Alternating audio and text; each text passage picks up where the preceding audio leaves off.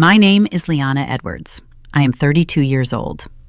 2 hours ago, I stood in the sweltering commercial kitchen of the Oak Brook Country Club, separated by a pair of swinging double doors from a ballroom of 200 people.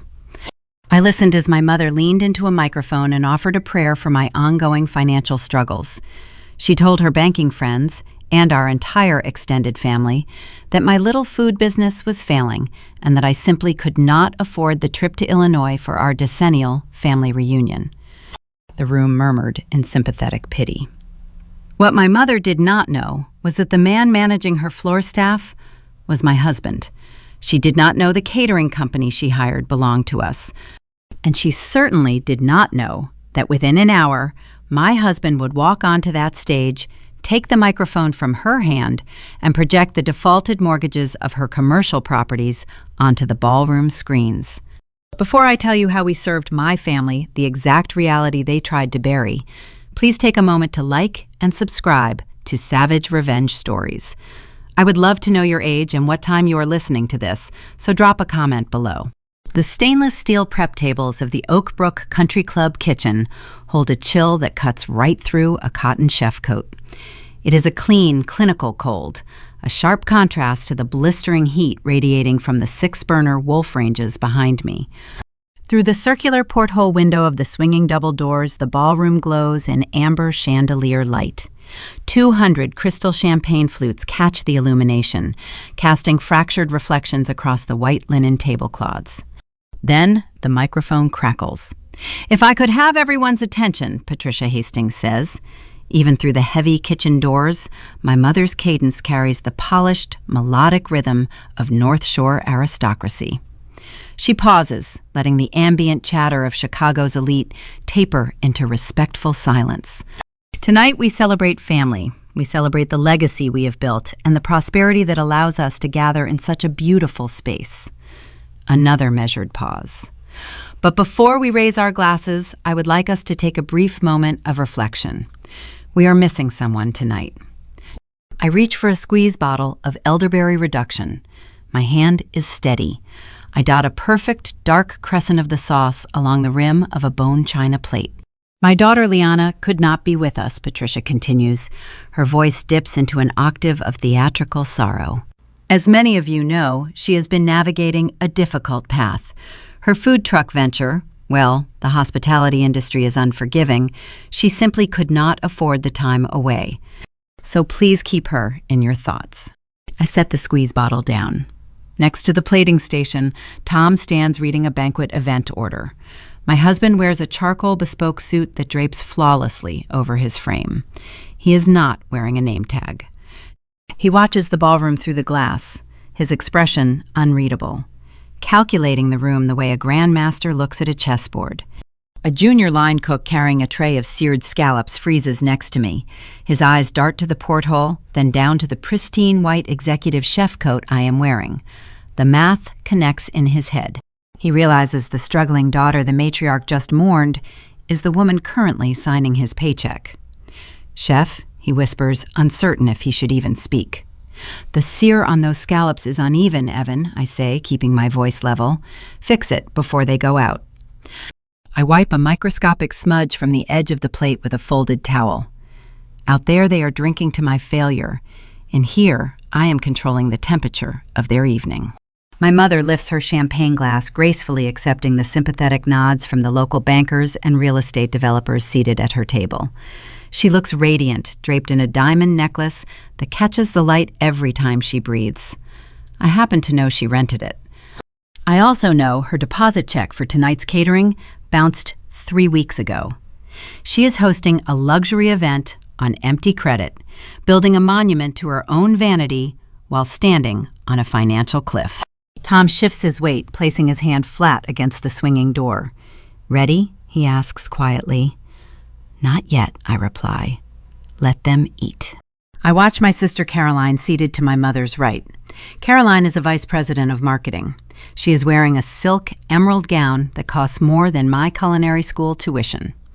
She sips her champagne and smiles the effortless, confident smile of a woman who has never had to scrub a grill or balance a ledger.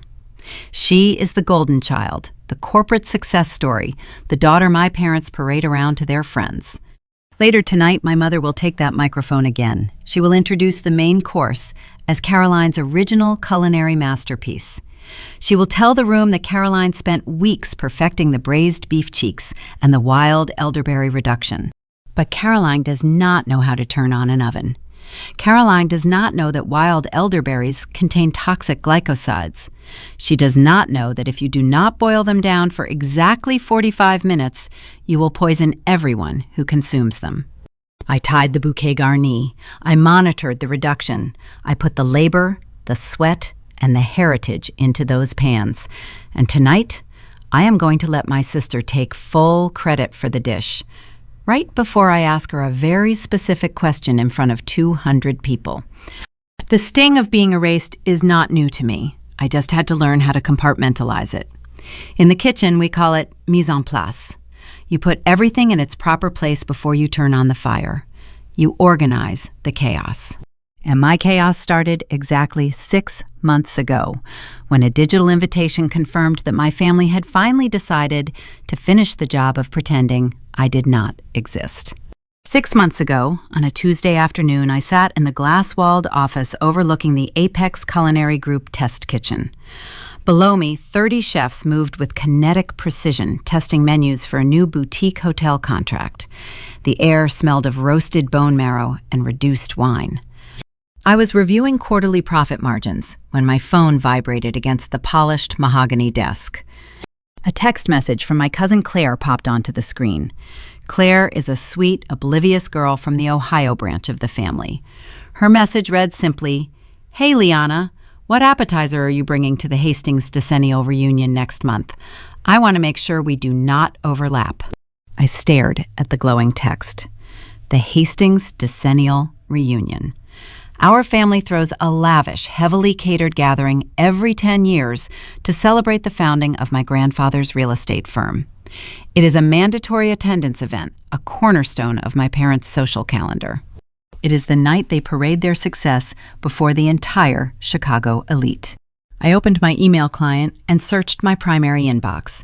I checked the spam folder. I logged into my secondary accounts. I found nothing. A paperless post invitation had been dispatched to over 200 relatives, friends, and business associates weeks ago. My name had been surgically omitted from the distribution list. I did not immediately assume the worst. I have spent my entire adult life giving my family the benefit of the doubt, an expensive habit I have since broken. I opened our immediate family text thread containing my mother, my father, and my sister Caroline. I typed a casual message, keeping my tone light and unbothered. "Hey everyone, Claire just mentioned the family reunion next month. I think my invitation got lost in the digital ether. Could someone forward me the details?" I hit send. I set the phone face up on my desk. I watched the delivery notification appear. Within 10 minutes, the interface updated. Read by Caroline, read by Dad, read by Mom. I waited for the typing indicator. I waited for the 3 little gray dots to bubble up, indicating an apology, a quick excuse, or a forwarded link. The screen remained dark. 1 hour passed, then 6. I left the office, drove home to my suburban estate, cooked dinner with Tom, and woke up the next morning. Still nothing. The chat thread sat there, an undeniable digital record of my erasure. They saw my question. They collectively chose to ignore it. There is a specific kind of cruelty in silence. It is not a sudden physical blow. It is a slow suffocation, a clear message that your presence is an inconvenience and your questions do not warrant an answer. 3 days dragged by without a single word from the people who raised me. I went to work. I signed payroll checks for 400 employees. I negotiated a commercial lease for a new warehouse space. And every time I checked my phone, I saw those read receipts staring back at me, a quiet confirmation that my own blood wanted me gone. On the 4th day, my phone finally rang. The caller ID displayed Patricia Hastings. I answered on the 2nd ring. "Liana, darling," my mother purred. Her voice was spun sugar bright, breathless, and entirely artificial. "I am so sorry I did not text you back. Things have been incredibly frantic here with the event planning." I held the phone to my ear, watching a line cook temper chocolate through the glass wall of my office. "I just needed the details," I replied, my voice perfectly even. A heavy theatrical sigh echoed through the receiver. The weaponized pity was loading. "Well, here is the thing, Liana," she said, lowering her volume as if sharing a tragic secret. "The Oak Brook Country Club has a very strict capacity limit. We had to make some brutal cuts to the guest list. And honestly, your father and I talked it over, and we decided it was best not to burden you." "Burden me," I repeated. "We know how much you are struggling, sweetheart." She pronounced the word struggling with distinct satisfaction.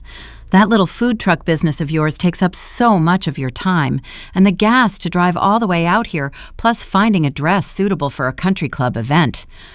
We just did not want to put you in a position where you felt financially strained. It is a very upscale evening." I closed my eyes. The food truck. 10 years ago, fresh out of culinary school, I bought a rusted step van and started selling elevated street food. I worked 18-hour days, peeling potatoes, burning my forearms on grease traps, and learning the ruthless margins of the food industry. I built a loyal following. Then I bought a second truck. Then a brick-and-mortar bistro. Then I met Tom, we merged our visions, and Apex Culinary Group was born. My parents never asked about the second truck. They never visited the bistro. They never bothered to learn the name of the hospitality empire Tom and I built together. They chose willful ignorance. 10 years of my life discarded because the truth did not fit their narrative. They needed me to be the blue-collar failure, to serve as a contrasting backdrop for Caroline. A diamond looks brighter when placed next to coal. My mother was not protecting my wallet. She was protecting her country club friends from having to interact with a daughter who smelled like garlic and fry oil. "Are you sure?" I asked, testing the waters. "I could easily make the drive, Mom. It is only an hour away." "Oh, honey, no," she insisted, her tone shifting from pity to firm dismissal. "We have already finalized the seating chart. There simply is no room at the tables. We will send you some photos, okay? Keep working hard at your little stall. We are proud of you in our own way." She hung up before I could say another word. The line went dead, leaving a hollow hum in my ear. I did not throw my phone across the room. I did not scream or cry or draft a fiery text message demanding respect. In the culinary world, we survive on discipline. When a dinner rush hits and the ticket machine starts spitting out orders, you do not panic. You fall back on your preparation. You practice mise en place, everything in its place. I took my anger, my hurt, and the crushing realization that my mother preferred a phantom version of me over the real woman sitting in a corner office. I packed those emotions into airtight mental containers. I labeled them. I set them on a cold shelf in my mind. I would not react until it was time to turn on the fire. They wanted to pretend I was destitute. They wanted to pretend I was unfit to sit at their white linen tables. I realized then that arguing with them would achieve nothing. Words are cheap. My mother could twist words to frame herself as a benevolent victim in any scenario. To truly break their illusion, I could not just tell them they were wrong. I had to let them build their arrogant monument as high as possible before pulling out the foundation. I looked out over my pristine test kitchen, where dozens of chefs were executing my vision with flawless precision. My family had spent a decade crafting a pathetic, fictionalized version of my existence. They needed me to be small so they could feel large. I picked up my phone and opened a blank document. How much of Liana's life is the family willing to fabricate just to protect their fragile social standing? Through the circular glass of the swinging doors, I watch a waiter pour a ruby stream of Cabernet into Bradley Webb's glass. Bradley holds the bowl of the crystal goblet instead of the stem, warming the vintage with his palm. It is a minor infraction, but it reveals everything you need to know about my brother-in-law. He enjoys the aesthetic of luxury without understanding the mechanics of it. Beside him, my sister Caroline laughs at a joke swirling her own wine. She adjusts a platinum tennis bracelet that I know for a fact our father purchased for her 30th birthday. Caroline is a vice president of marketing at a boutique downtown firm. The title carries a heavy, impressive cadence when my mother recites it to her country club peers. Yet it is a hollow crown. My sister's entire existence is a meticulously curated diorama heavily subsidized by the bank of our parents. The down payment on her Gold Coast condominium, the lease on her imported SUV, her frequent excursions to the Amalfi Coast, they all bear the invisible watermark of Richard and Patricia Hastings' checking account. Caroline does not generate wealth. She performs it. Bradley operates in private wealth management. He favors tailored pinstripes, talks incessantly about yield curves, and views anyone who earns a living through physical labor as a lesser species. He is a man who shifts money from one digital column to another and believes this makes him a titan of industry. Together, he and Caroline form the apex of my parents' benchmark for success.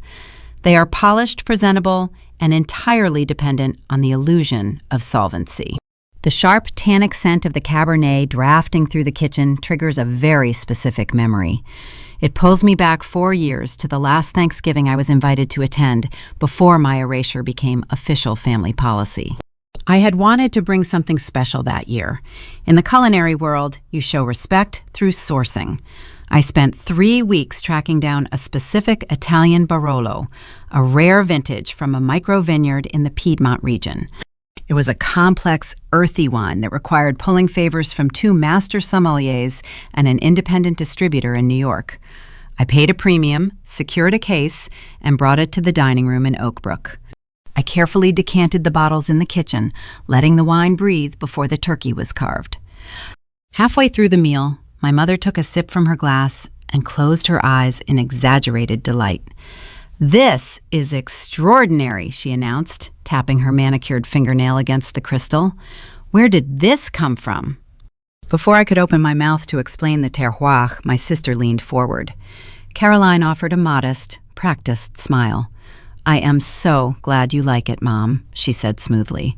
"My wine broker in Napa procured a few bottles from a private cellar.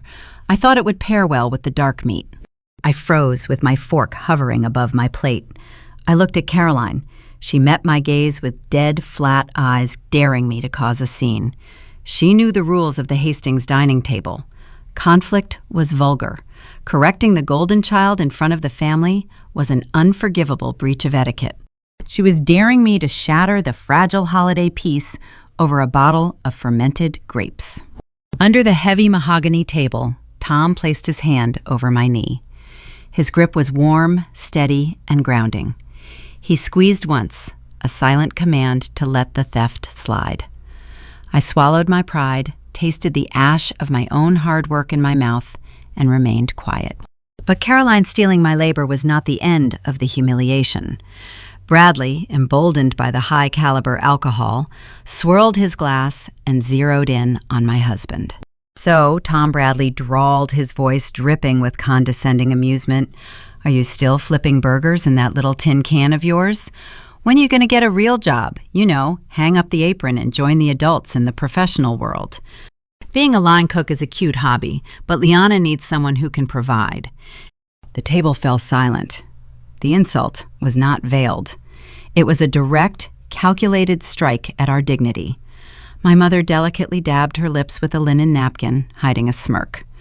My father studied the cranberry sauce, refusing to intervene. They agreed with Bradley. They viewed physical labor, the act of standing on your feet, sweating over a flame, feeding other human beings, with classist disgust. I felt my pulse pound in my throat. I prepared to push my chair back and unleash a verbal firestorm that would have scorched the wallpaper. But Tom beat me to it. My husband did not flinch. He did not raise his voice or drop his smile. He calmly picked up the bottle of Barolo, the one I had sourced, the one Caroline had claimed, and leaned over to top off Bradley's glass. "I like working with my hands, Brad," Tom said, his tone polite, but carrying a glacial edge. "There is a certain satisfaction in building something from scratch. You should try it sometime, instead of just taking a percentage of what other men build." Bradley flushed a dull, ugly red, but Tom had already returned to his meal unbothered. That Thanksgiving solidified the stark dividing line in our family. On one side sat Caroline and Bradley, the consumers.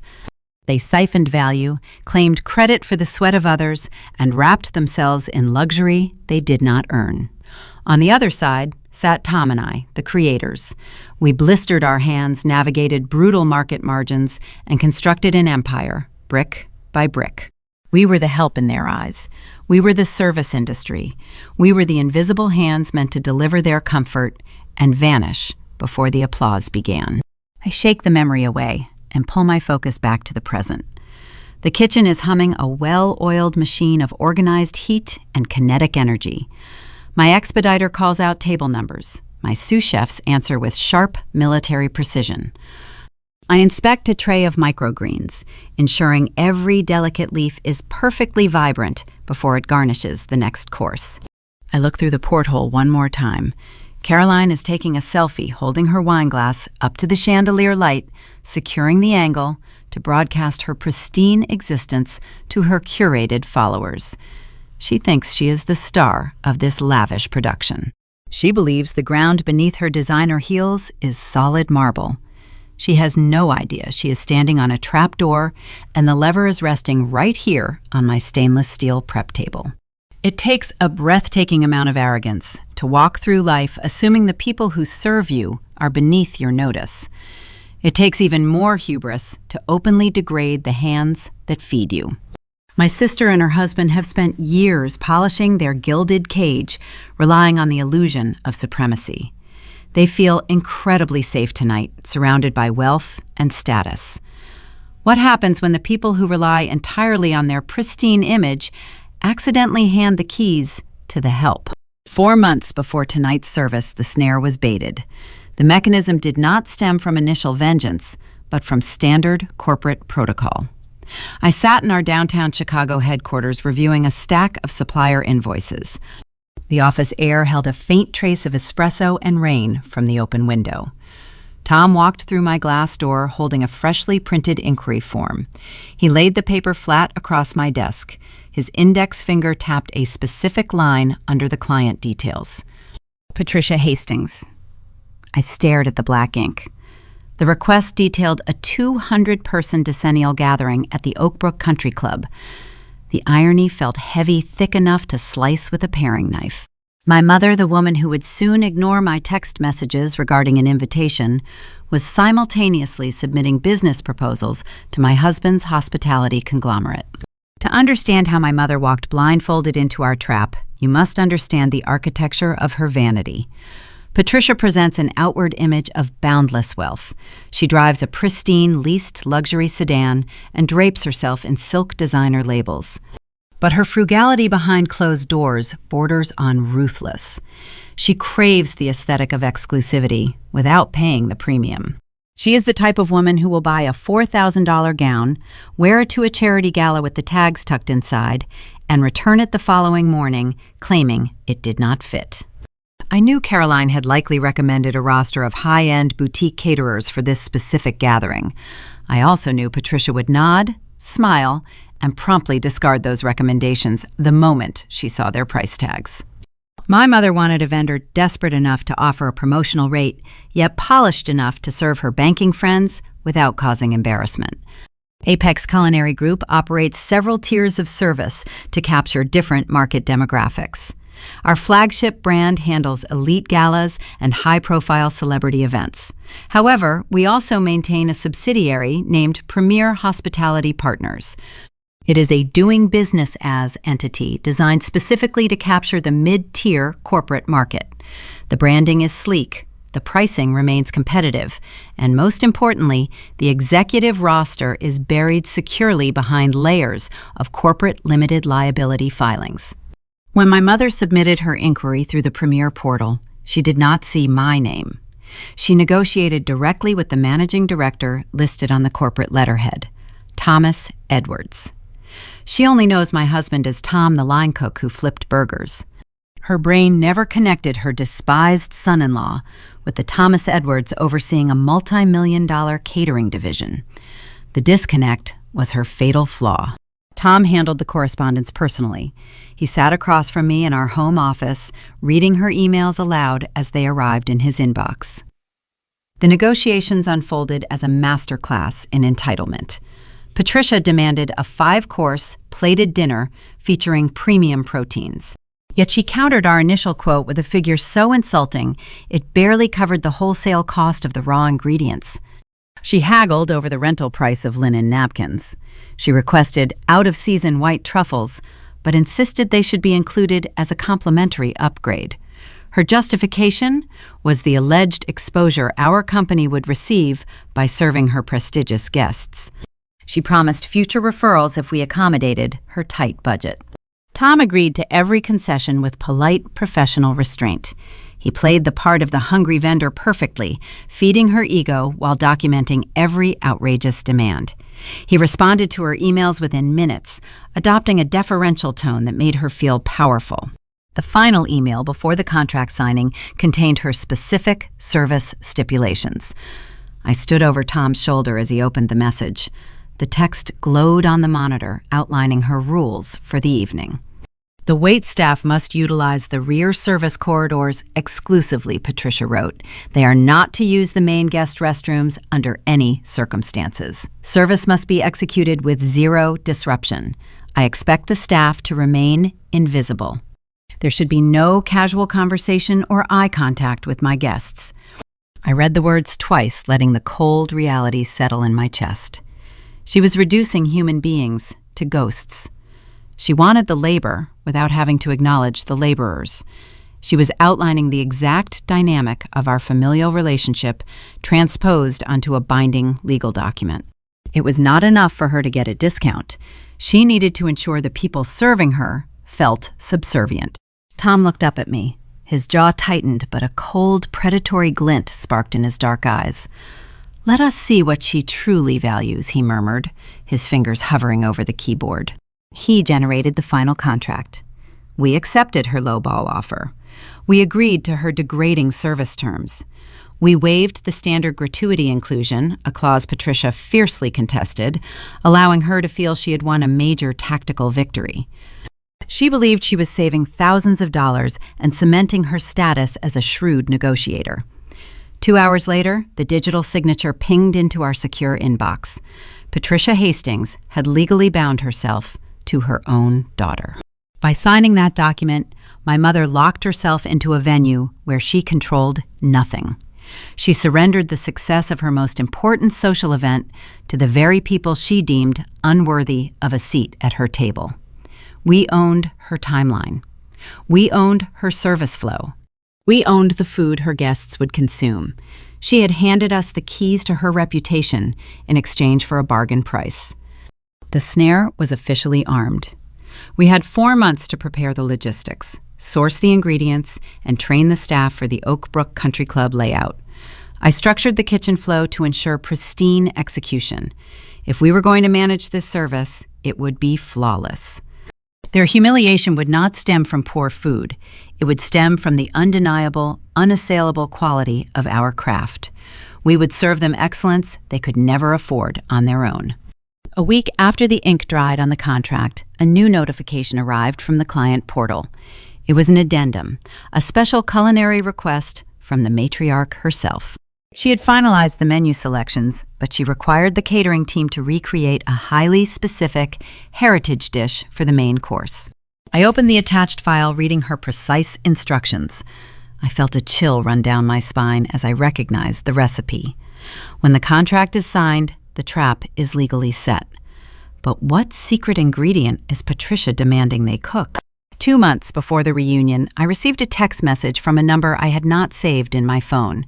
It read simply, "Liana, meet me at the Intelligentsia on Jackson, 2 p.m. tomorrow. Richard." It was my father. He had not used the word Dad. He had not asked how I was doing. He issued a directive the same way he dispatched orders to his junior real estate associates. I considered ignoring it. I had the read receipts from the family group chat burned into my memory. But the strategist in me, the executive chef who needs to understand the entire board before service begins, knew I had to accept. I needed to see his hand. I arrived at the coffee shop 10 minutes early. I wore a tailored navy blazer over a crisp white blouse, attire suitable for a CEO negotiating a lease. I ordered a black drip coffee and took a seat near the window, watching the Chicago financial district pulse outside the glass. At exactly 2 p.m., Richard Hastings walked through the door. My father is a man who wears his wealth like armor. He favors double-breasted suits, imported Italian leather shoes, and a platinum watch that costs more than most vehicles. He has built a reputation as a shrewd developer in the Illinois commercial market. But as he scanned the room looking for me, I noticed the subtle signs of wear. The skin around his eyes was drawn tight. His posture, usually ramrod straight, carried a faint, unnatural slump. He slid into the booth across from me. He did not offer a hug or a smile. He signaled the barista and ordered an espresso. "Liana," he said, his voice a low, gravelly rumble. "You look well." "You wanted to see me, Richard?" I replied, using his given name intentionally. The formal barrier was established. He shifted uncomfortably, drumming his fingers against the table. I heard about the confusion with the reunion invitation. He began avoiding eye contact. "Your mother is under a tremendous amount of stress. The logistics for an event this size are overwhelming. Mistakes happen." I let the silence stretch. I did not offer him an easy exit. I watched him squirm under the weight of his own lie. "Look," he continued, leaning forward, lowering his voice. "Caroline is up for a massive promotion at her firm. She is being considered for senior vice president. It is a highly competitive process, and optics matter. The partners from her firm are attending the reunion. It is essentially an extended networking event for her." I took a slow sip of my coffee, and my presence disrupts her optics. My father exhaled a sharp, frustrated breath. He was the architect of silence, the man who managed the family public relations with ruthless efficiency. "Do not be difficult, Liana. Your sister needs to project a specific image. The narrative she has established, the aesthetic she maintains, does not exactly align with a sibling running a food truck." I stared at him. The sheer audacity of his request hung in the air. He knew I owned a thriving hospitality group. He knew Tom and I had scaled our business into an empire. But acknowledging my success would require dismantling the fictional hierarchy he and Patricia had meticulously constructed. They needed Caroline to be the undisputed star. They needed me to remain the struggling blue-collar failure to make her shine brighter. He reached into his tailored suit jacket. He pulled out a crisp $100 bill and slid it across the table. It rested flat against the wood, a green rectangle of pure, unadulterated insult. "Take this," he said, his voice devoid of warmth. "Take the weekend off. Go to a spa. Relax. Let your mother and sister have this night. It is important to them. Do not cause a scene. Do not make things difficult." I looked at the $100 bill. It was a pathetic, desperate attempt to purchase my absence. It was a bribe meant to secure my continued erasure. My father, the man who was supposed to protect me, was actively financing my exclusion to preserve his own domestic tranquility. He was sacrificing his daughter on the altar of country club vanity. I did not touch the money. I met his gaze, holding his eyes until he looked away. "You are buying my silence," I said, my voice quiet but laced with steel. "You are paying me to stay hidden so Caroline can pretend she is an only child. I am asking you to be the bigger person," Richard countered, his face flushing. "I am asking you to support your family." "You are asking me to be invisible," I corrected him. He stood up, throwing a $5 bill on the table for his espresso. The $100 bill remained untouched between us. "Think about it, Liana," he said, buttoning his jacket. "It is the best solution for everyone." He walked out of the coffee shop, merging into the stream of businessmen on the sidewalk. I sat alone, watching him disappear. The pain was sharp, acute, and deeply familiar. But it was immediately eclipsed by a cold, calculating clarity. My father had laid his cards on the table. He was not a passive observer in my mother's cruelty. He was an active participant, an enabler, who funded the illusion. I picked up the $100 bill. I did not put it in my wallet. I folded it carefully and placed it in the breast pocket of my blazer. It was a physical receipt of his cowardice. I would hold on to it. I would keep it safe. Because when the time was right, when the trap finally snapped shut, I intended to give it back to him. The coffee shop encounter confirmed my strategy. The Hastings family was operating on a deficit of truth. They were leveraging lies to maintain their status. And in the culinary world, when you build a recipe on rotten ingredients, the entire dish eventually collapses. I returned to Apex headquarters. Tom was waiting in my office reviewing the final logistics for the country club event. He saw the expression on my face and set his tablet down. "How did it go?" he asked. I pulled the folded $100 bill from my pocket and placed it on his desk. "He bought my silence," I said. Or rather, he tried to. Tom looked at the bill, then at me, his jaw clenched. A dangerous quiet settled over him. "We are going to expose them," he stated, not as a question, but as an inevitable fact. "Yes, we are," I agreed, "but we are going to do it mathematically." The preparation phase accelerated. We finalized the menu, sourcing the finest local ingredients to contrast the cheap reality of the Hastings facade. We reviewed the venue floor plans, mapping the service routes to ensure flawless execution. Every detail was meticulously orchestrated to highlight the gap between their arrogance and our expertise. But the psychological warfare was not confined to secret meetings and hidden contracts. As the reunion date approached, the whispers began. My mother and sister were not content with simply excluding me. They needed a narrative to justify my absence. They needed to control the story before anyone else could ask questions. The rumor mill started churning, spinning a web of fabricated pity that would soon force me to fight an invisible ghost of my own supposed failure. I was about to discover just how far they would go to protect their fragile illusion. Liana leaves the $100 bill in her pocket, but will that piece of paper eventually buy Richard's salvation or seal his absolute ruin? The morning sunlight fractures across the quartz island of my home kitchen. I am awake before dawn, a habit ingrained from years of opening bakeries and prepping line stations. Today, I am crafting a clarified consommé. It is a tedious process, requiring ground chicken, egg whites, and crushed ice. The mixture acts as a raft, gathering impurities as the stock simmers, leaving behind a liquid clear as glass. You cannot rush clarification. You have to let the heat do the work. My tablet rests on the counter, illuminating the dim room with a stark blue glow. An email notification slides across the screen. The sender is Beatrice Hastings, my father's older sister. Beatrice resides in a sprawling estate in Lake Forest. She spends her days organizing charity galas and collecting antique silver. She considers herself the unofficial historian of the Hastings family tree. We have not spoken in 4 years. I dry my hands on a linen towel and tap the notification. The subject line reads, "Thinking of you, dear." I open the message. The text drips with a cloying, manufactured sympathy. Liana Honey Beatrice writes, "Your mother shared the unfortunate news regarding your financial situation.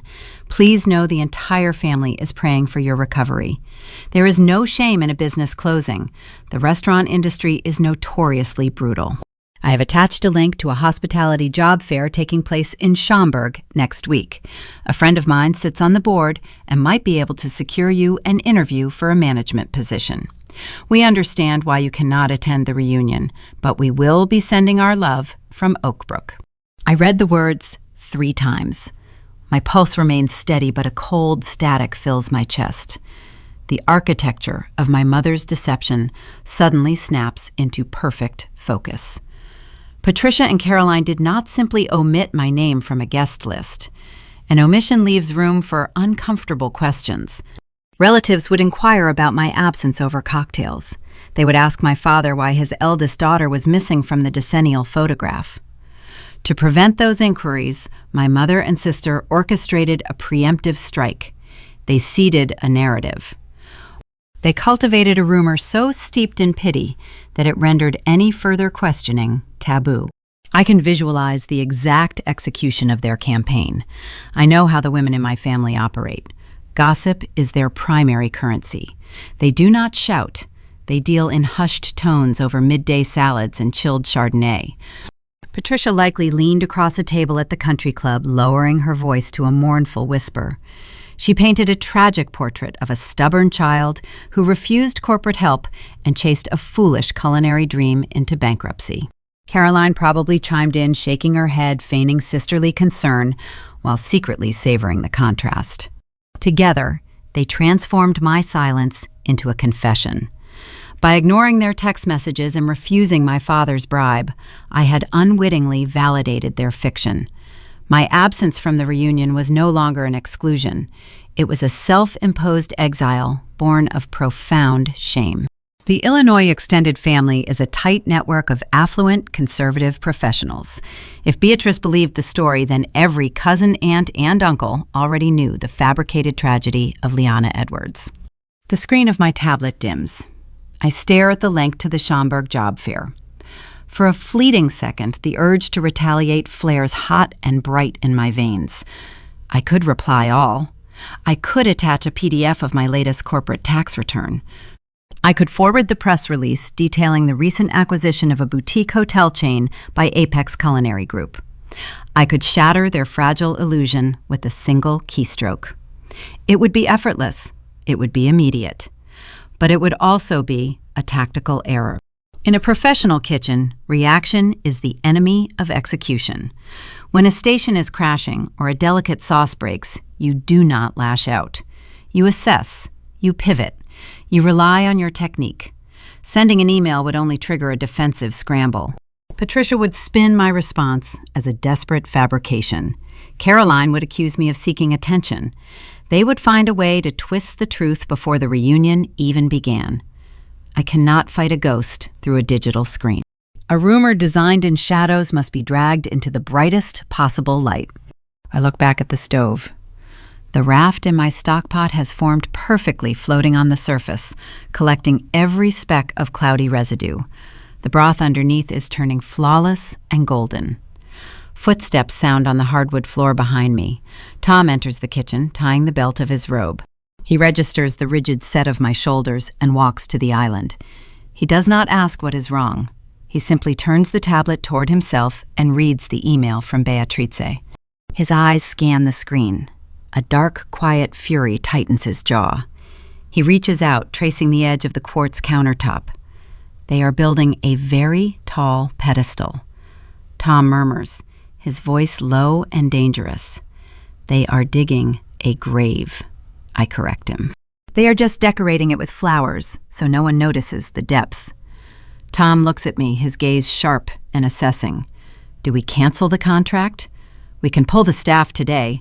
Let them try to feed 200 banking executives with vending machine snacks. It is a tempting offer. Leaving them stranded 3 weeks before their crowning social achievement would ruin my mother. It would humiliate my father. But a simple cancellation lacks poetry. It is a blunt instrument. It does not address the core injustice. It does not correct the record. If we walk away, the rumor survives. Patricia will simply tell the family that her unreliable daughter promised to cater the event and backed out at the last minute, leaving them in the lurch. It would only strengthen her victimhood. No, I say, turning back to the stove. We honor the contract. We proceed exactly as planned. Tom smiles a slow, predatory curve of his lips. He understands the mechanics of the trap just as well as I do. He knows we are no longer just serving a meal. We are serving a reckoning. The psychological warfare my family initiated requires a specific type of countermeasure. They have spent weeks weaving a tapestry of lies, convincing the entire Illinois extended family that I am a destitute failure. They have weaponized my quiet nature against me. They believe my lack of protest is a symptom of defeat. They feel secure in their victory because they control the flow of information. They hold the microphone. But they forgot one crucial detail. The person who controls the food controls the room. I lower the heat under the stockpot, bringing the liquid to a barely perceptible simmer. I let the silence of the early morning wrap around me. I am no longer hurt. The betrayal has metabolized into something cold and highly functional. My mother and sister want to play a game of appearances. They want to rely on the unspoken rules of polite society to shield their cruelty. I will let them play. I will let them set the table, arrange the centerpieces, and put on their finest designer gowns. I will allow them to gather every important person they know into a single room. Because how do you destroy a perfectly crafted rumor without screaming? You serve them the undeniable truth on a silver platter. 2 weeks before the Oak Brook Country Club event, an email notification chimes from Tom's laptop. We are sitting at our dining room table reviewing the final staffing roster. Tom opens the message and his eyes narrow. He turns the screen toward me. The subject line reads, "Urgent Menu Addendum." The sender is Patricia Hastings. She has decided to alter the primary dinner course. I read the text outlining her demand. The caterer must scrap the planned filet mignon and instead prepare a highly specific heritage dish: braised beef cheeks with a foraged elderberry and juniper reduction. My chest tightens, restricting the air in my lungs. I stare at the glowing letters on the screen. The email continues. Patricia instructs Tom that this recipe is a cherished family secret. Then comes the sentence that stops my pulse. She writes, "Please follow the provided flavor profile exactly, as this dish is an original creation of my eldest daughter, Caroline, who will be presenting it to the family." My eldest daughter, Caroline. Patricia has not only stolen my recipe, she has rewritten our birth order. She has elevated Caroline to the position of the eldest, erasing my existence entirely from the family narrative. She is handing my sister my culinary legacy on a silver platter. The recipe does not belong to Caroline. It belongs to my grandmother. When I was 10 years old, I stood on a wooden stool in a cramped kitchen, watching my grandmother turn tough, cheap cuts of meat into velvet. She taught me how to braise. She taught me how to forage. She showed me how to balance the rich, heavy fat of beef cheeks with the sharp, tart bite of wild berries. It was the first dish I ever mastered. It was the foundation of my career. Caroline does not know how to cook. She uses the oven in her luxury condominium to store cashmere sweaters. If you ask her to boil water, she will order takeout. Yet Patricia intends to stand in front of 200 bankers, investors, and socialites to crown Caroline as a culinary genius. It is the ultimate theft. It is the theft of my identity, my history, and my craft. Tom watches my face. He reads the quiet storm brewing behind my eyes. Do I reject the addendum? He asks, his voice a low, calm anchor. I can cite procurement issues. I can tell her the ingredients are unavailable on such short notice. I look away from the screen. No, I reply. Accept the change. I will prepare it myself. The next morning, I stand in the Apex test kitchen. A supplier has just delivered a crate of fresh, wild elderberries. They are tiny, dark purple orbs clustered on thin green stems. They look beautiful, innocent, and vibrant. But in the culinary world, beauty often conceals danger. Wild elderberries are a niche ingredient. They are not something you casually toss into a blender or sprinkle over a salad. Raw elderberries contain cyanogenic glycosides. It is a natural defense mechanism, a chemical compound that releases cyanide when metabolized. If you consume them raw or undercooked, they induce severe gastrointestinal distress. It is a fast, brutal reaction. To render the berries safe, you must apply rigorous, specific heat. You cannot simply warm them. You must bring the reduction to a rolling boil and hold it there for exactly 45 minutes. That precise window neutralizes the toxin and breaks down the bitter compounds, leaving behind a rich, complex syrup. I begin the preparation. I sort the berries, discarding any leaves or stems. I crush juniper berries in a mortar and pestle, releasing their sharp pine scent. I heat a heavy cast iron Dutch oven until it smokes. I drop the beef cheeks into the pan. The meat hits the hot metal with a fierce hiss. The smell of searing fat and caramelized protein fills the kitchen. This is the essence of mise en place. You prepare your ingredients. You respect the chemistry. You understand the boundaries of the elements you are manipulating. I pour a dark red wine into the pan, deglazing the fond from the bottom. The alcohol burns off, leaving a deep maroon liquid. I add the crushed juniper sprigs of fresh thyme and a rich veal stock. I nestle the seared beef cheeks into the braising liquid.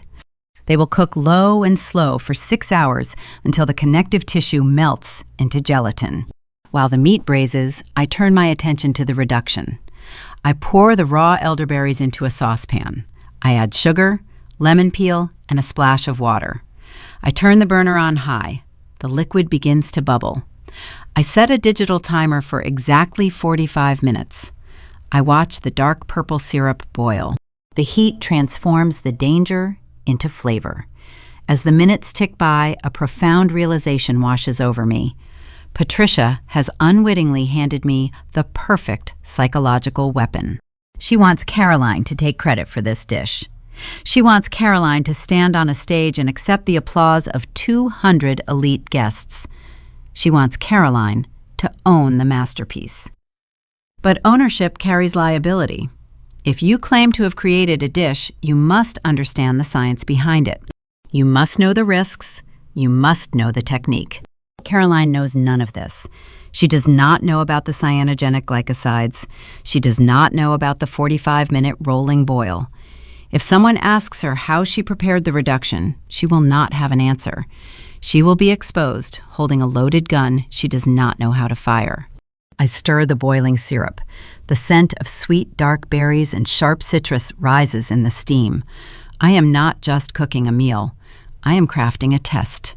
I am setting a trap made of sugar heat and family history. When the dinner service begins, Patricia will proudly announce Caroline's achievement. She will invite her golden child to bask in the admiration of their peers. And when the applause fades, I will step out of the kitchen. I will stand in front of the room and I will ask Caroline a very simple, technical question about the food on their plates. If she cannot answer it, the illusion shatters. The guests will realize they have been fed a lie. They will look at the dark elderberry sauce pooling on their pristine china, and they will wonder what else the Hastings family has faked. The timer beeps. 45 minutes exactly. The toxin is neutralized. The reduction is safe, flawless, and deadly to a liar. I turn off the burner. I taste the syrup from a silver spoon. It is perfect, tart, sweet, and deeply complex. It tastes like vindication. My family believes they are untouchable. They believe their wealth and status insulate them from consequence. They assume the people preparing their food are mindless drones, executing orders without thought or agency. They have forgotten that the kitchen is a laboratory, and the chef is the chemist. I cover the reduction and set it aside. The trap is primed. The menu is set. The final piece of their arrogance has been slotted into place. They have ordered the very instrument of their own unmasking. I wipe down my prep station, ensuring every stainless steel surface gleams. I fold my towel. I look out the window of the test kitchen toward the Chicago skyline. The city looks sharp and clear in the midday sun.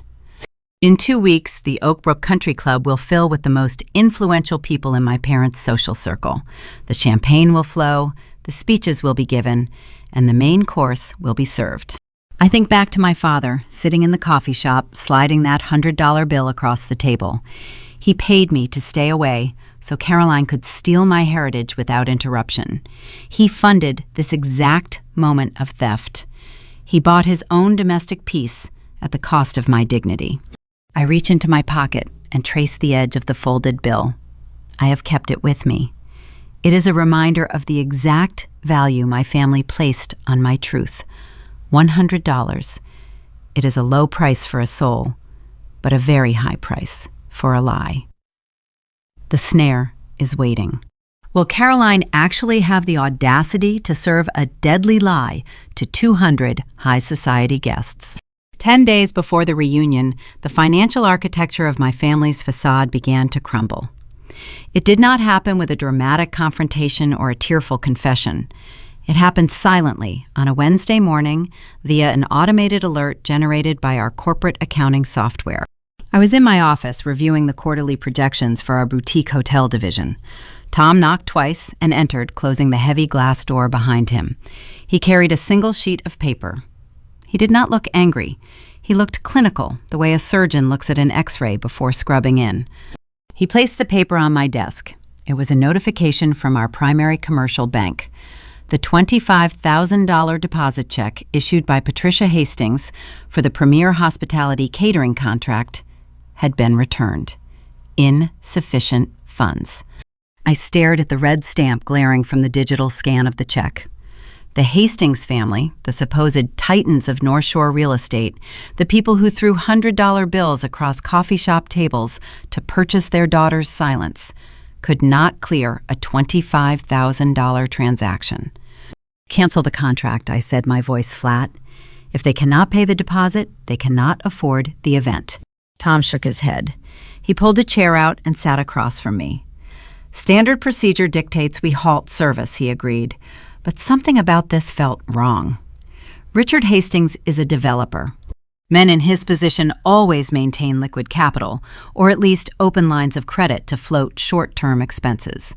A bounce check of this size implies a systemic failure, not a clerical error. What did you do? I asked, feeling a sudden shift in the air pressure of the room. I asked the acquisitions team to run a quiet audit on Hastings commercial real estate, Tom said.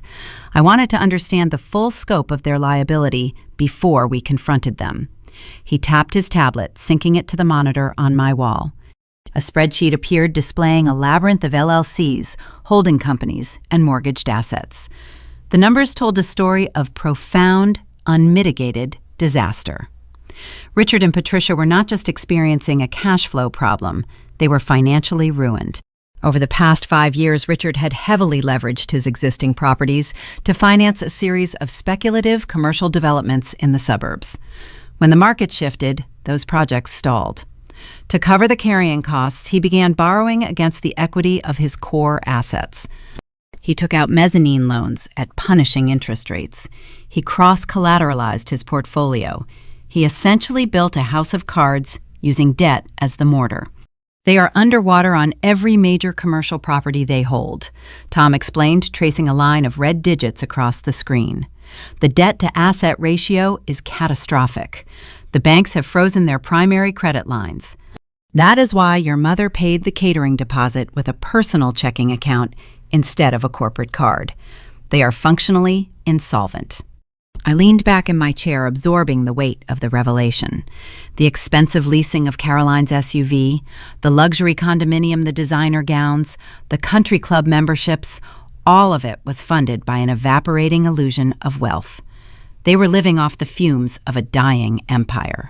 And yet, despite their impending ruin, Patricia's priority was funding a lavish 200-person reunion to project an image of dominance. She was willing to write fraudulent checks to maintain her social standing. They were not just broke.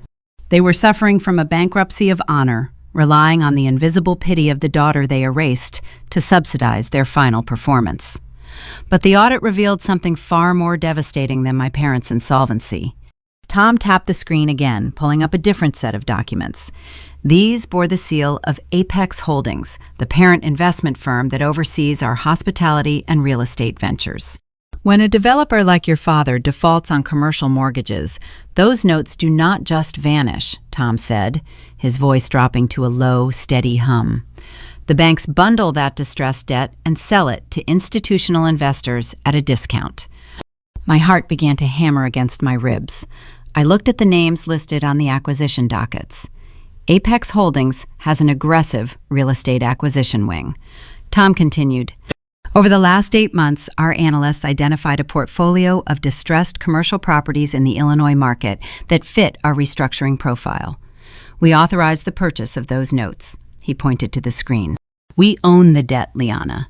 Apex Holdings currently holds the primary mortgages on 3 of Richard Hastings' largest commercial centers. We own the paper on his office park in Schaumburg, his retail complex in Naperville, and the logistics hub in Joliet. The air in my office grew thin. The magnitude of the power shift was staggering.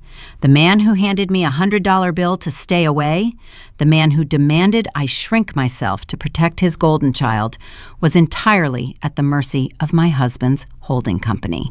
When my father insulted Tom at Thanksgiving, mocking him as a mere line cook, he was insulting the only entity with the authority to initiate foreclosure on his entire life's work. But Tom was not finished. He swiped to the final document. It was a deed of transfer executed 3 months ago. Your mother chose the Oak Brook Country Club for the reunion because it represents the pinnacle of their social circle, Tom said. It is where they feel untouchable. But the club has been struggling with membership retention and overhead costs for years. I stared at the deed. The purchaser listed was a subsidiary shell company managed by Apex Holdings. We bought the club in March, Tom stated. We are planning a full renovation and rebranding next year. We kept the acquisition quiet to avoid alarming the current membership during the transition. I placed my hands flat on the mahogany desk, steadying myself. The trap had evolved from a simple catering contract into a complete, inescapable perimeter. My parents were not just writing bad checks to a company they thought was a discount vendor. They were actively insulting the very people who owned their debt. They were planning to host their crowning social achievement in a building they did not know belonged to us. They were preparing to strut through the grand ballroom, demanding deference from the staff acting as lords of the manor, while completely oblivious to the fact that they were quite literally trespassing in my kingdom. "Do we initiate the foreclosure proceedings?" I asked, my voice barely a whisper. "Not yet," Tom replied, closing the tablet. "If we drop the hammer now, they will cancel the event. They will hide. They will spin a story about corporate vultures destroying their legacy. They will paint themselves as martyrs." He leaned across the desk, his eyes locking onto mine. "We let them have their party," Tom said. "I will personally authorize the accounting department to float the $25,000 bounced check. We will cover the cost of the event using Apex corporate funds. We will let them put on their designer clothes, drink our champagne, and stand on our stage. We will let them reach the absolute zenith of their arrogance." And then I finished the thought, feeling a cold, absolute certainty settle over me. We present the final invoice. The strategy was flawless. The Hastings family worshipped money status and the perception of power above all else, including their own blood. They had erased me because my supposed failure threatened their brand. To truly dismantle their cruelty, I could not just confront them emotionally. I had to destroy the very metric by which they measured human worth. I had to let them believe they were kings, right up until the moment I revealed they were beggars. The Oak Brook Country Club would serve as the perfect arena. They would be surrounded by their peers, their investors, their banking friends, the very people they were desperately trying to impress.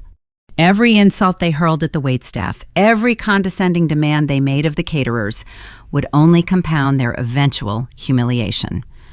I looked at the digital scan of the bounce check one last time before Tom closed the file.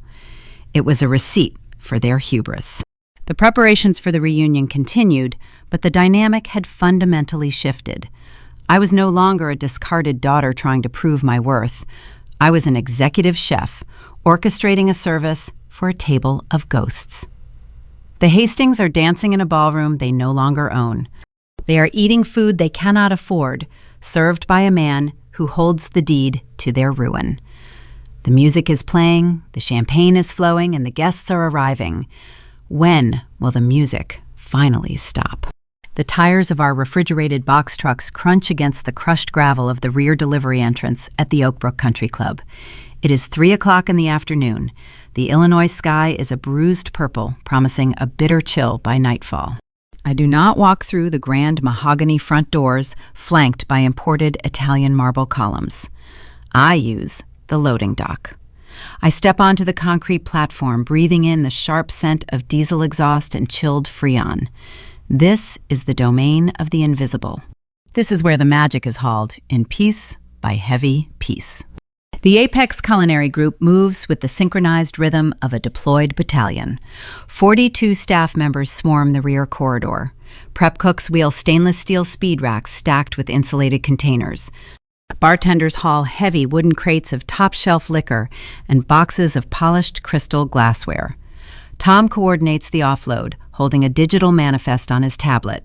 He directs the flow of foot traffic with a calm, authoritative nod. There is no shouting. Professional kitchens do not operate on chaos. They operate on rigid, extreme discipline. Every movement is calculated to conserve energy and maximize efficiency.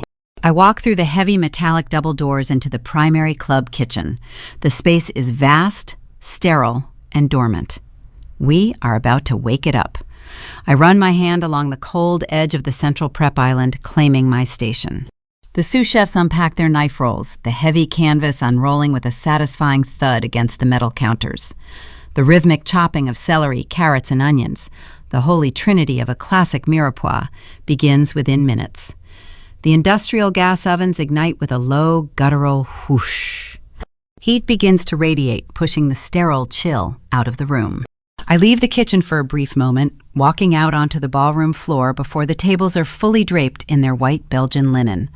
A local vendor is assembling a towering ice sculpture in the center of the room. It depicts a majestic swan catching the ambient light from the crystal chandeliers overhead. Nearby, a team of frantic florists arrange cascading centerpieces of white orchids and rare blue hydrangeas. The scent of fresh petals is cloying and thick, hanging heavy in the climate-controlled air. I watch a florist trim the stem of an expensive orchid.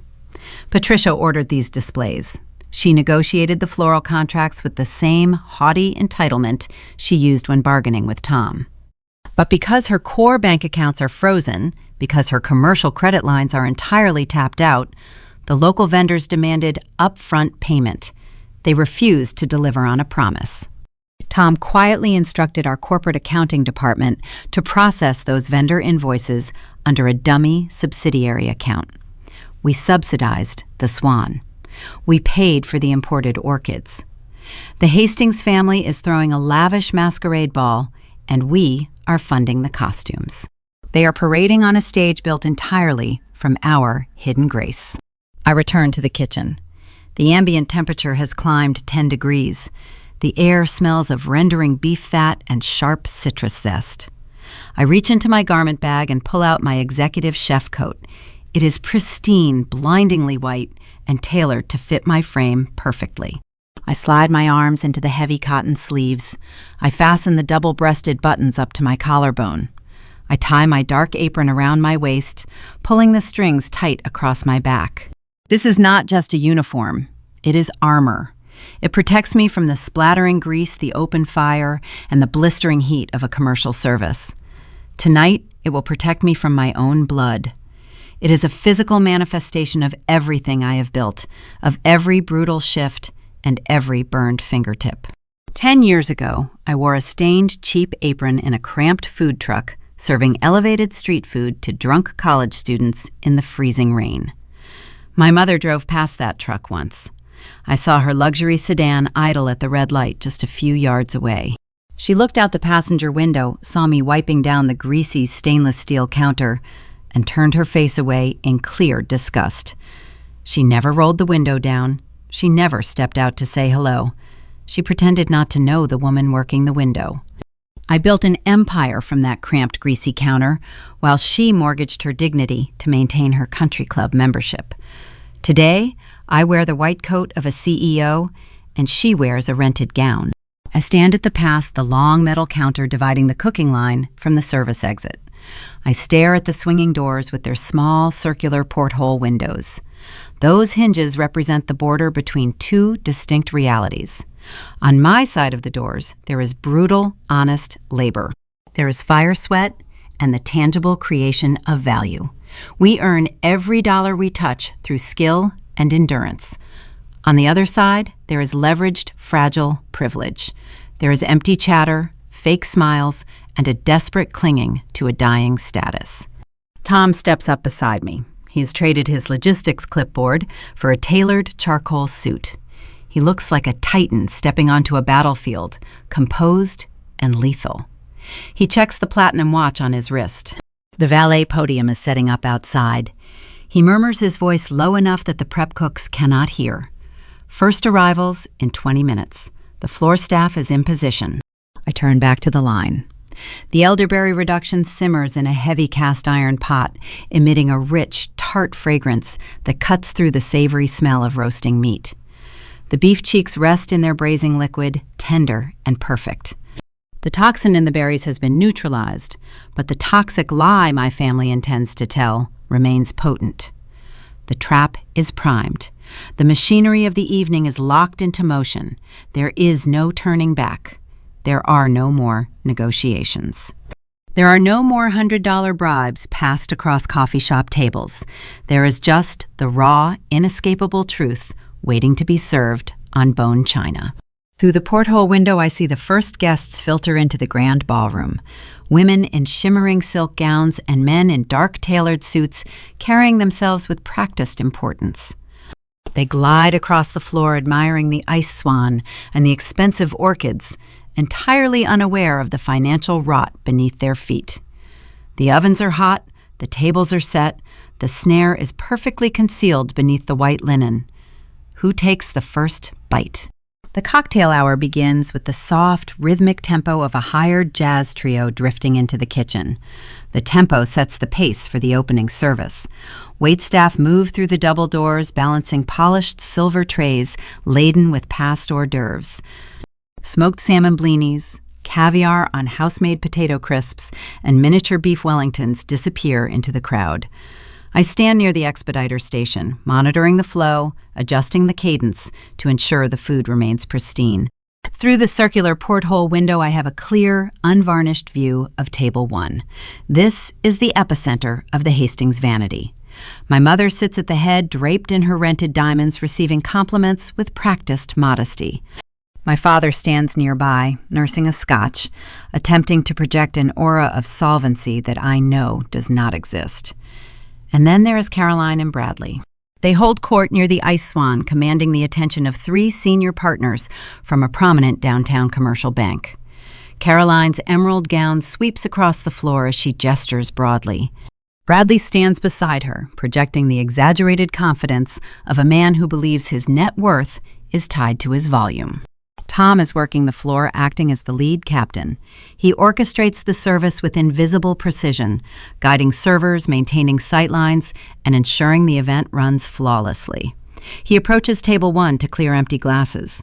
I watch Bradley turn toward my husband. He does not use his words to summon Tom.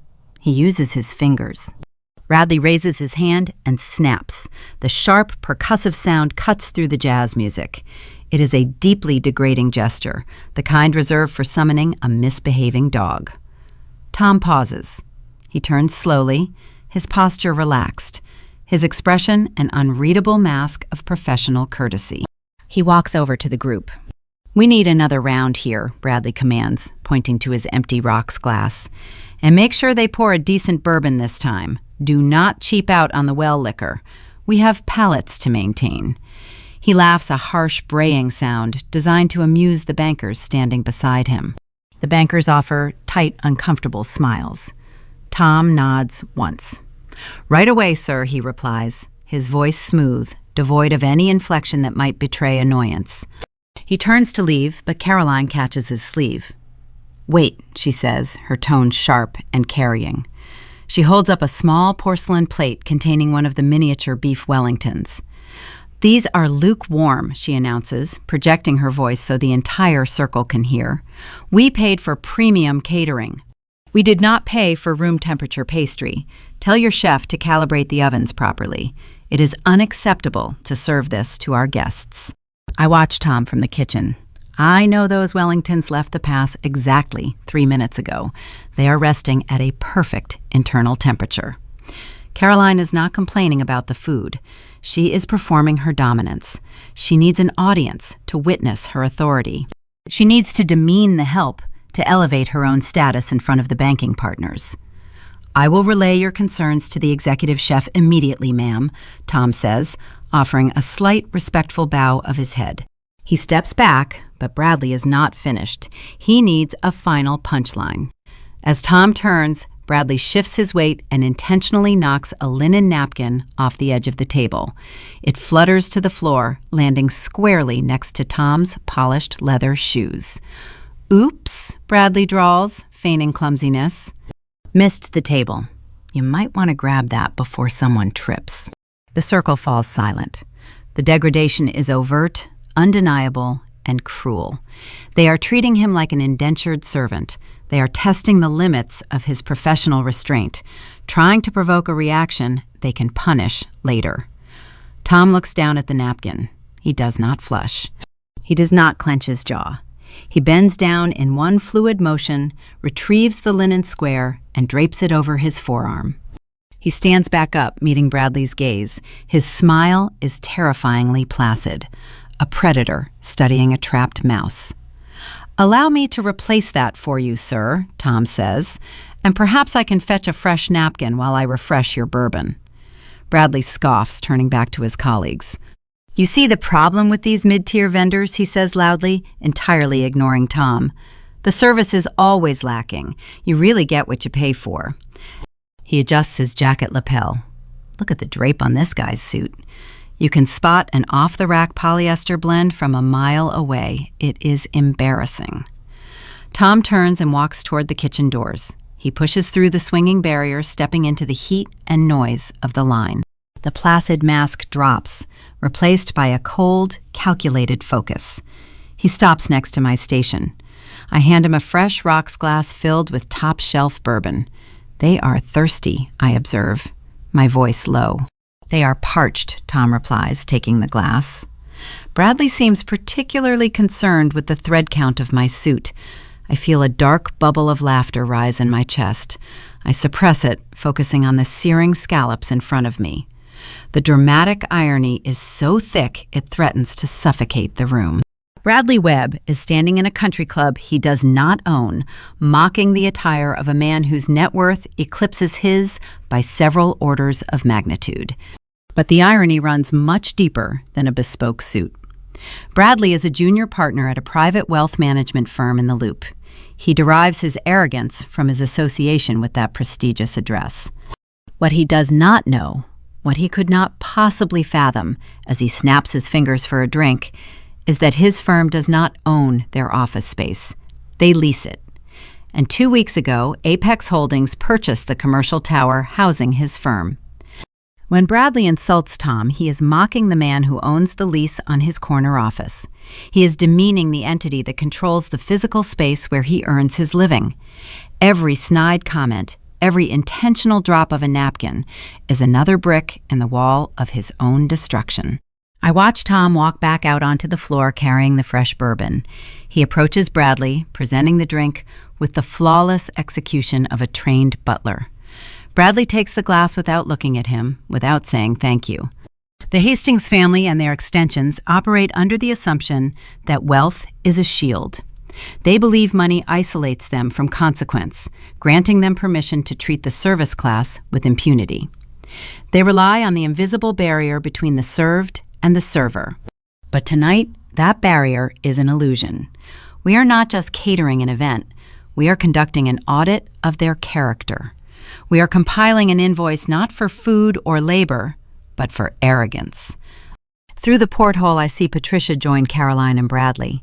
She surveys the room, her eyes sweeping over the crowd, noting the approval of her guests. She looks pleased. She looks secure. She signals Tom, waving him over with a flick of her wrist. She needs something else. Another drink, another complaint, another opportunity to exercise her fragile power.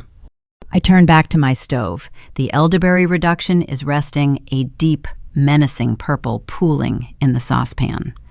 The main course is approaching. The appetizer plates are being cleared. The tempo of the kitchen increases, shifting from the steady rhythm of past hors d'oeuvres to the intense, orchestrated chaos of a plated dinner service.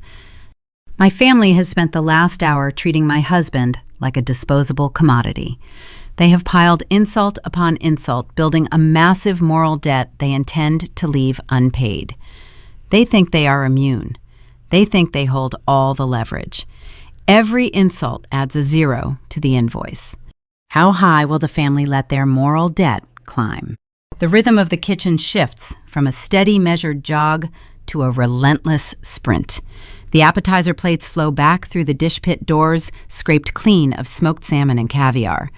The expediter barks the sequence for the main course, his voice cutting through the clatter of porcelain and the hiss of running water. It is time to plate the braised beef cheeks. I stand at the head of the line, armed with long silver plating tongs.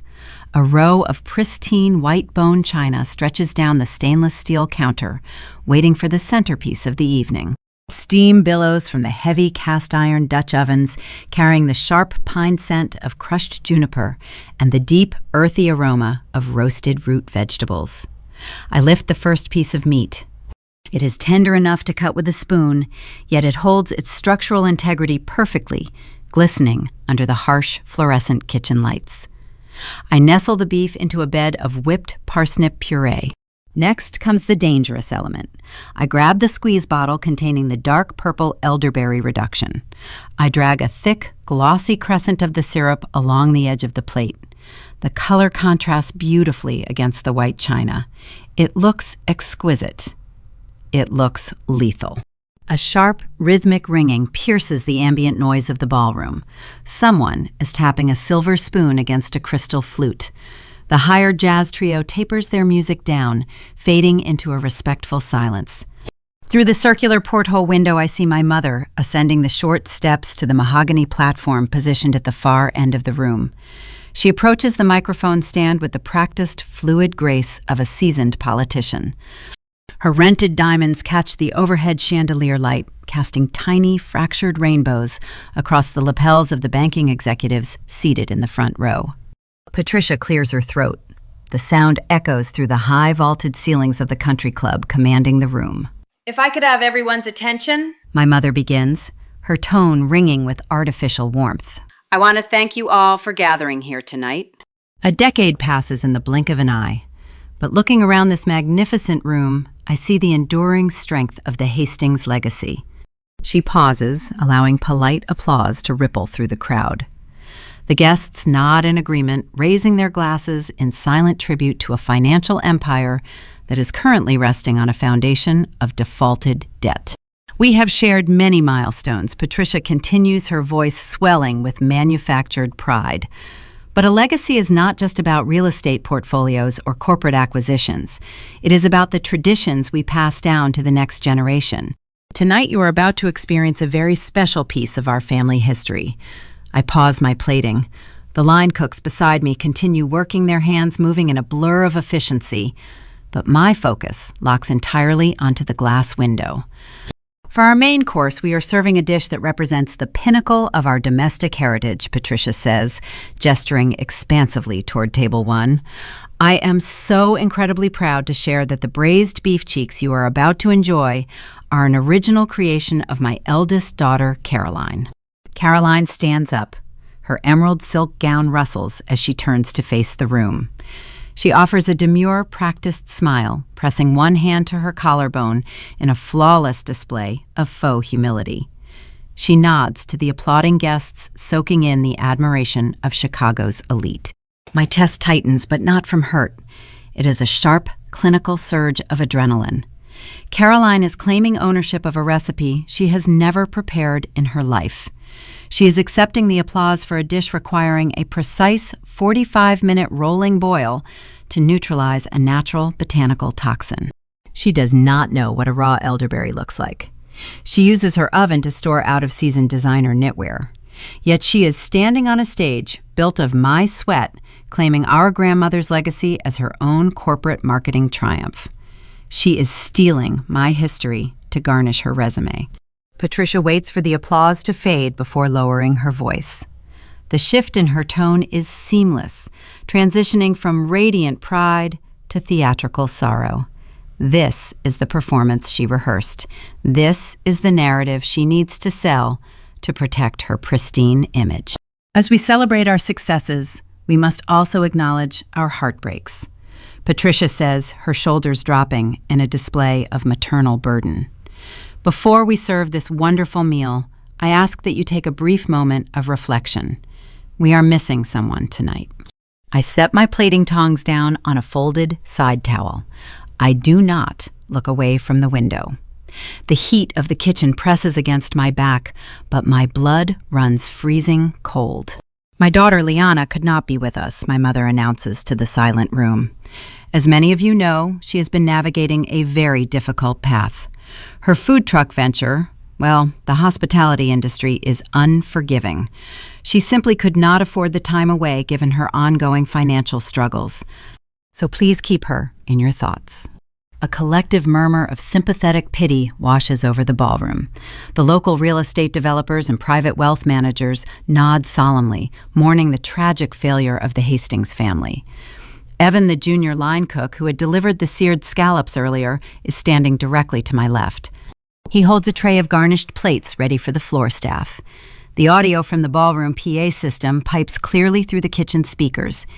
Evan hears every single word. He looks at the porthole, then turns his head slowly to look at me. His eyes drop to the embroidered Apex Culinary Group logo on the breast of my executive chef coat.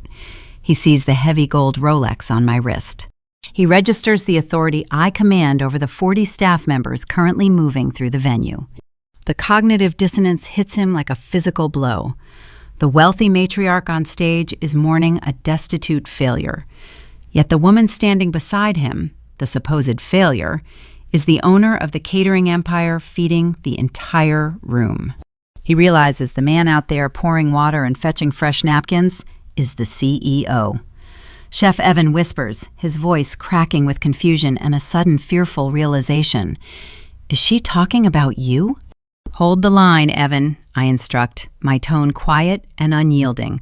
Do not let those plates cross the pass until I say so. He swallows hard, nodding frantically. He steps back, gripping the edges of his tray, knuckles turning white. I look back through the glass. My mother is raising her champagne flute, accepting the sympathetic nods of her elite guests. They are pitying the ghost she invented. They are mourning a version of me that died a decade ago in a cramped food truck. They are whispering about my supposed bankruptcy while sitting in a building my husband's company just purchased. For 32 years, I have swallowed the insults. I have accepted the secondary role. I have allowed them to shrink my existence to fit their comfort. I practiced emotional mise en place, packing my anger into neat, airtight containers, storing them away to keep the peace. I let them steal my wine pairings, mock my husband, and rewrite my birth order. I let my father slide a $100 bill across a table to purchase my absence. I place my hands flat against the cold stainless steel of the prep station. The metal is unforgiving and real. It grounds me. The time for silent endurance is over. The time for careful maneuvering has passed. My family wanted a tragedy, and I am going to serve them one. I will not let them consume my grandmother's recipe while digesting a lie. I will not let Caroline wear my crown. I look toward the service doors leading into the dining room hallway. Tom is standing in the shadows just beyond the perimeter of the chandelier light. His eyes catch mine through the small glass window. He is waiting for the signal. He is waiting for the nod that will initiate the final sequence of the evening. I give him a single, sharp nod. Tom removes his white cotton serving gloves. He drops them onto a nearby bussing tray, discarding the uniform of the help. He straightens his bespoke suit jacket, adjusting his cuffs with predatory calm.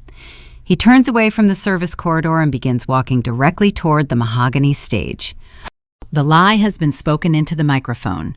How fiercely will the truth echo back?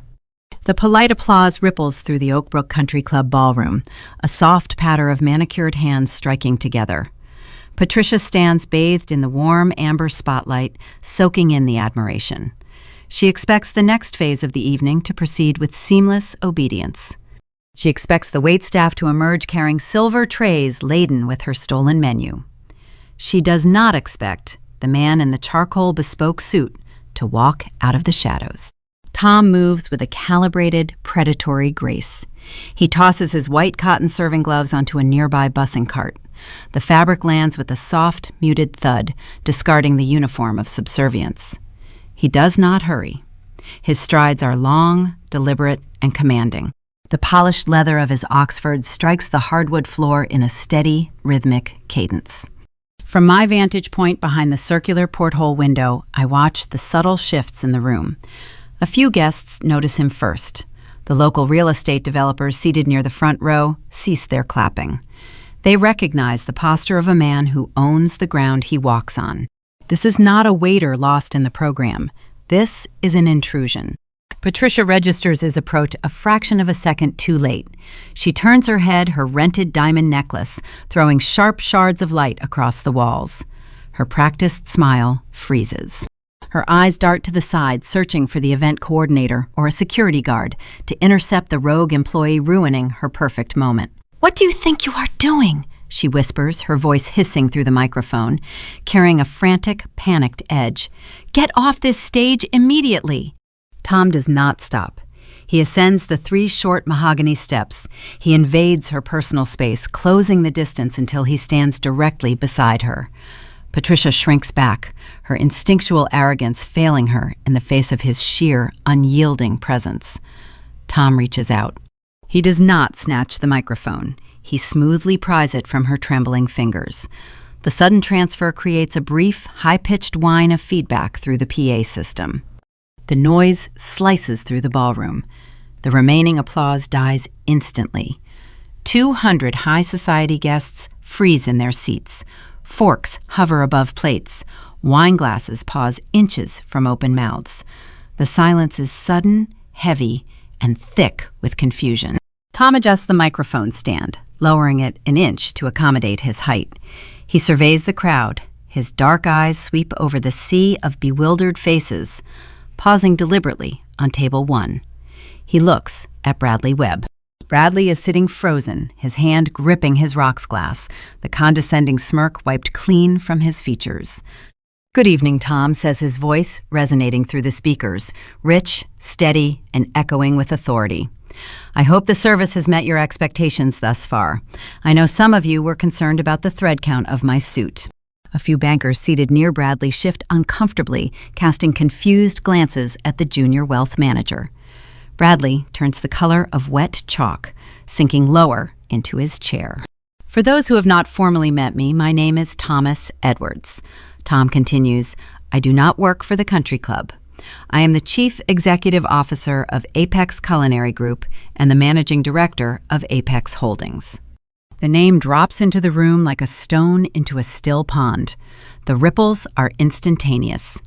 These are Chicago financial elites. They read the market reports. They know Apex Holdings. They recognize the multi-million-dollar conglomerate that has been aggressively acquiring commercial real estate and luxury hospitality brands across the Midwest. A senior partner from Bradley's firm leans forward, squinting at Tom, recognizing the face from an industry profile published just weeks prior. Whispers erupt across the front tables, frantic, hissed conversations as the realization sets in. Patricia takes a stumbling step backward. Her high heel catches the edge of the stage platform. She wavers her arms, windmilling briefly before she rights herself. Her face is devoid of color. She stares at the man she dismissed as a blue-collar failure, the man she allowed her son-in-law to degrade. She is realizing she just handed the microphone to the predator circling her fragile camp. Patricia Hastings just offered a very touching prayer. Tom says his tone, conversational, yet laced with lethal irony. She spoke eloquently about a struggling daughter navigating the harsh, unforgiving landscape of the food truck industry. It was a beautiful narrative. Tragic, compelling, and entirely fabricated. The whispers cease. The room stops breathing. "You see, the catering company providing your meal tonight is a subsidiary of my firm," Tom explains, pacing slowly across the width of the stage. "The floral arrangements, the ice sculpture, the top-shelf bourbon you are currently drinking, all of it was subsidized by our corporate accounts. We covered the vendors when the deposit check for this gathering was returned for insufficient funds." Gasps echo from the back of the room. At table 1, Richard Hastings grips the edge of the tablecloth, his knuckles turning bone white. The illusion of his solvency is being dismantled, brick by brick, in front of every peer he spent decades trying to impress. "But I am merely the logistics coordinator for tonight," Tom says, stopping center stage. "I am not the owner of this venue. And I am certainly not the creative force behind the menu you are about to consume." He turns, extending his hand toward the back of the ballroom, pointing directly at the heavy, swinging doors where I stand. "I would like to introduce you to the true owner of the Oak Brook Country Club," Tom announces, his voice rising, demanding the full attention of every soul in the room. "And the executive chef who funded your decennial reunion." I press my palms flat against the cold metal plates of the double doors. I take a single, deep breath, drawing the hot, savory air of the kitchen into my lungs. I push. The heavy doors swing outward, bursting open with a loud, percussive thud. I step across the threshold. The transition is jarring, shocking my senses. The blistering heat of the wolf ranges vanishes, replaced by the crisp, chilled air conditioning of the dining hall. The dim fluorescent light gives way to the blinding, brilliant glare of 3-tiered crystal chandeliers. I walk down the center aisle. My posture is rigid, my chin held high. The pristine white cotton of my executive chef coat catches the light, glowing like a beacon amidst the sea of dark suits and jewel-toned evening gowns. The embroidered Apex Culinary Group logo rests over my heart, a crest of pure, indisputable authority. Every head swivels.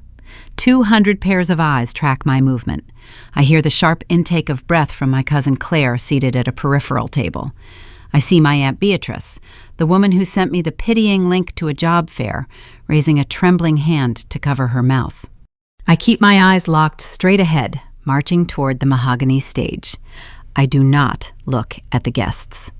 I look at my family. Richard stares at me, his face a map of pure, unspeakable horror. His mind is connecting the dots, remembering the $100 bill he slid across the coffee shop table, remembering the arrogant demand for my silence. He is doing the math, calculating the interest on a debt he can never repay. Caroline sits frozen in her emerald silk. The golden child is watching the phantom she helped invent materialize into a titan. Her fingers claw into the armrests of her chair, her perfectly manicured nails scraping against the fabric. I reach the front of the room. I ascend the 3 short steps onto the platform. My black, non-slip kitchen shoes grip the wood with firm, unyielding traction. I stand next to Tom. He offers me a subtle, respectful nod, stepping back to surrender the floor. Patricia is trapped on my left. She looks small, shrunken, stripped of her bravado. The rented diamonds around her neck look heavy, pulling her down. She opens her mouth, attempting to speak, attempting to weave one final desperate lie to save her crumbling kingdom. No sound emerges. I reach out and take the microphone from Tom. The metal casing is warm against my palm. I look down at table 1, gazing directly into the terrified eyes of the sister who just claimed my grandmother's recipe as her own corporate triumph. How does a family react when the ghost they invented materializes to collect their debts? The microphone rests heavy in my hand, cooling against my palm. I look down from the mahogany stage, scanning the faces of my family. Richard is rigid, a statue of terror, realizing his $100 bribe failed to purchase his salvation. Patricia is shrinking beside me, the rented diamond suddenly looking like a heavy chain pulling her toward the floor. But my gaze locks onto Caroline. My sister sits at table 1, illuminated by the amber chandelier light. Her emerald silk gown pools around her chair, a vivid contrast to the sudden pale gray hue of her skin. The golden child, the corporate vice president who built a career on performing wealth rather than generating it, is staring at the phantom she thought she had successfully erased. I do not raise my voice. I do not need to shout. The acoustics of the ballroom are flawless, carrying every syllable with crystalline clarity. I adopt the exact tone I use when managing a chaotic kitchen service, cold, precise, and absolutely unyielding. "Good evening, Caroline." I say the words echoing through the silent room. She flinches as if struck by a physical blow. Her husband Bradley shifts uncomfortably beside her, his arrogant bravado entirely dismantled by the revelation of Tom's true identity. "I want to congratulate you on your culinary masterpiece," I continue, pacing slowly across the front of the stage. The braised beef cheeks look extraordinary. It takes a remarkable amount of skill and dedication to conceptualize and execute a dish of that magnitude for 200 people.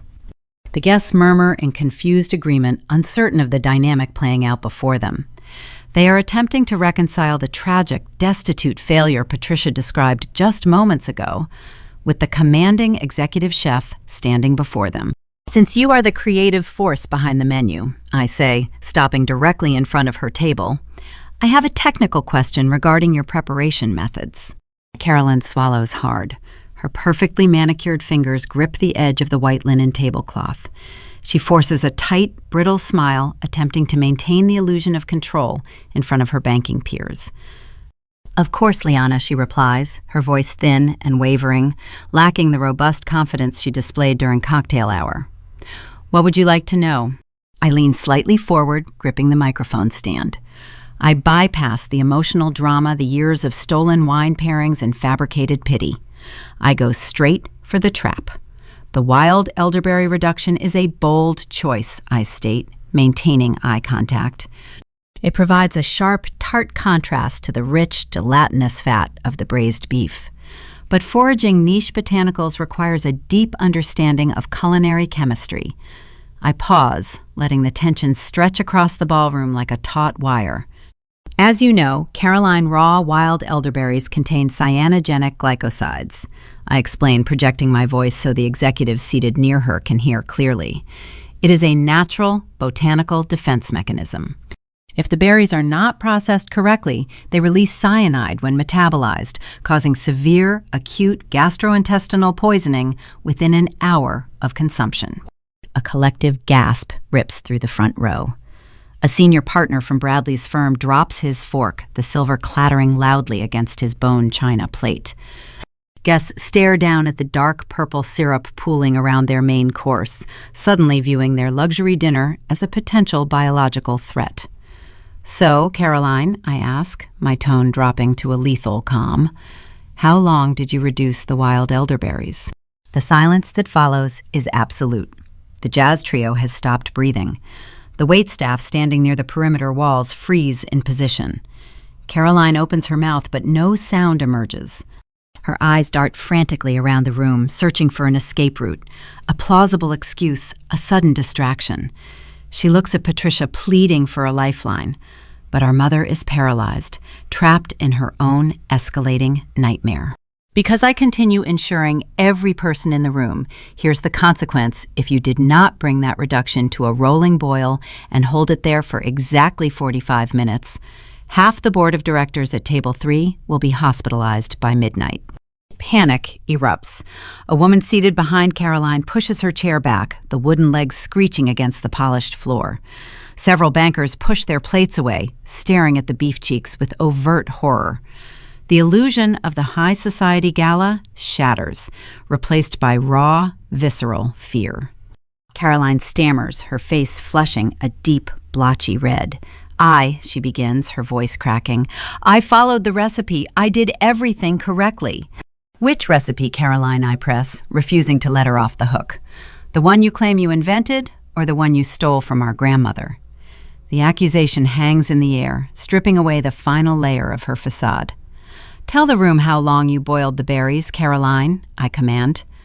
"Tell your guests how you neutralized the toxin. Give them the exact cooking time." She cannot answer.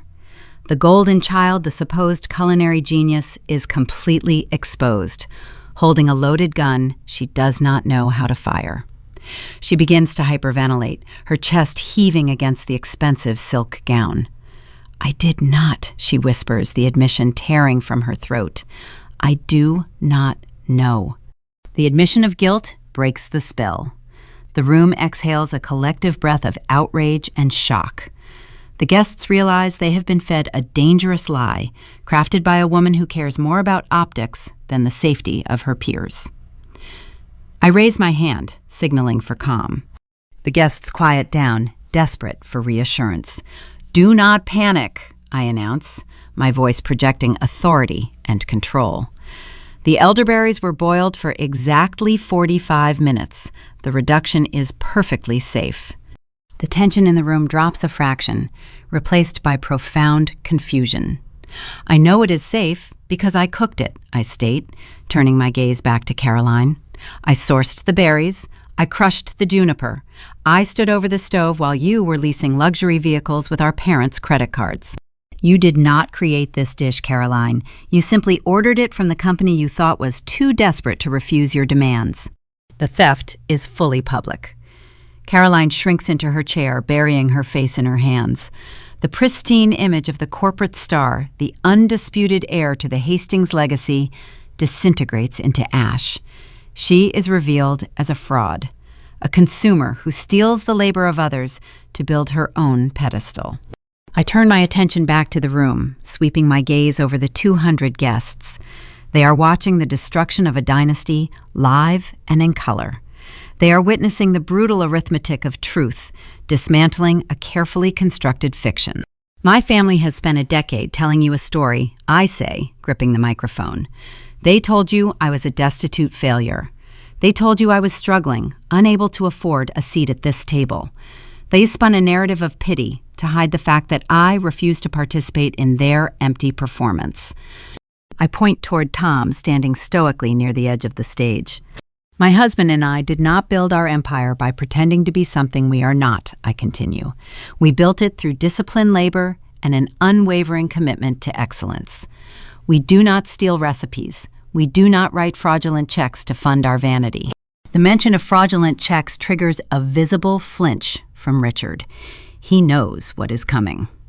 The psychological interrogation of Caroline was merely the appetizer. The exposure of her theft dismantled the myth of the golden child, but the true foundation of the family arrogance remains untouched. They believe their wealth insulates them from consequence.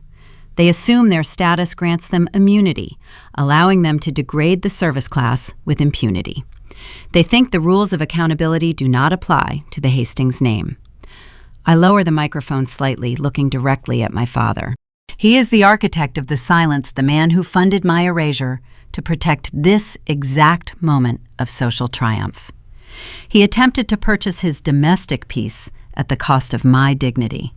If the golden child's masterpiece is a dangerous lie, what else is the family hiding? My question hangs in the humid air of the ballroom. What else is the family hiding? It is not a rhetorical inquiry. It is the final turn of the screw.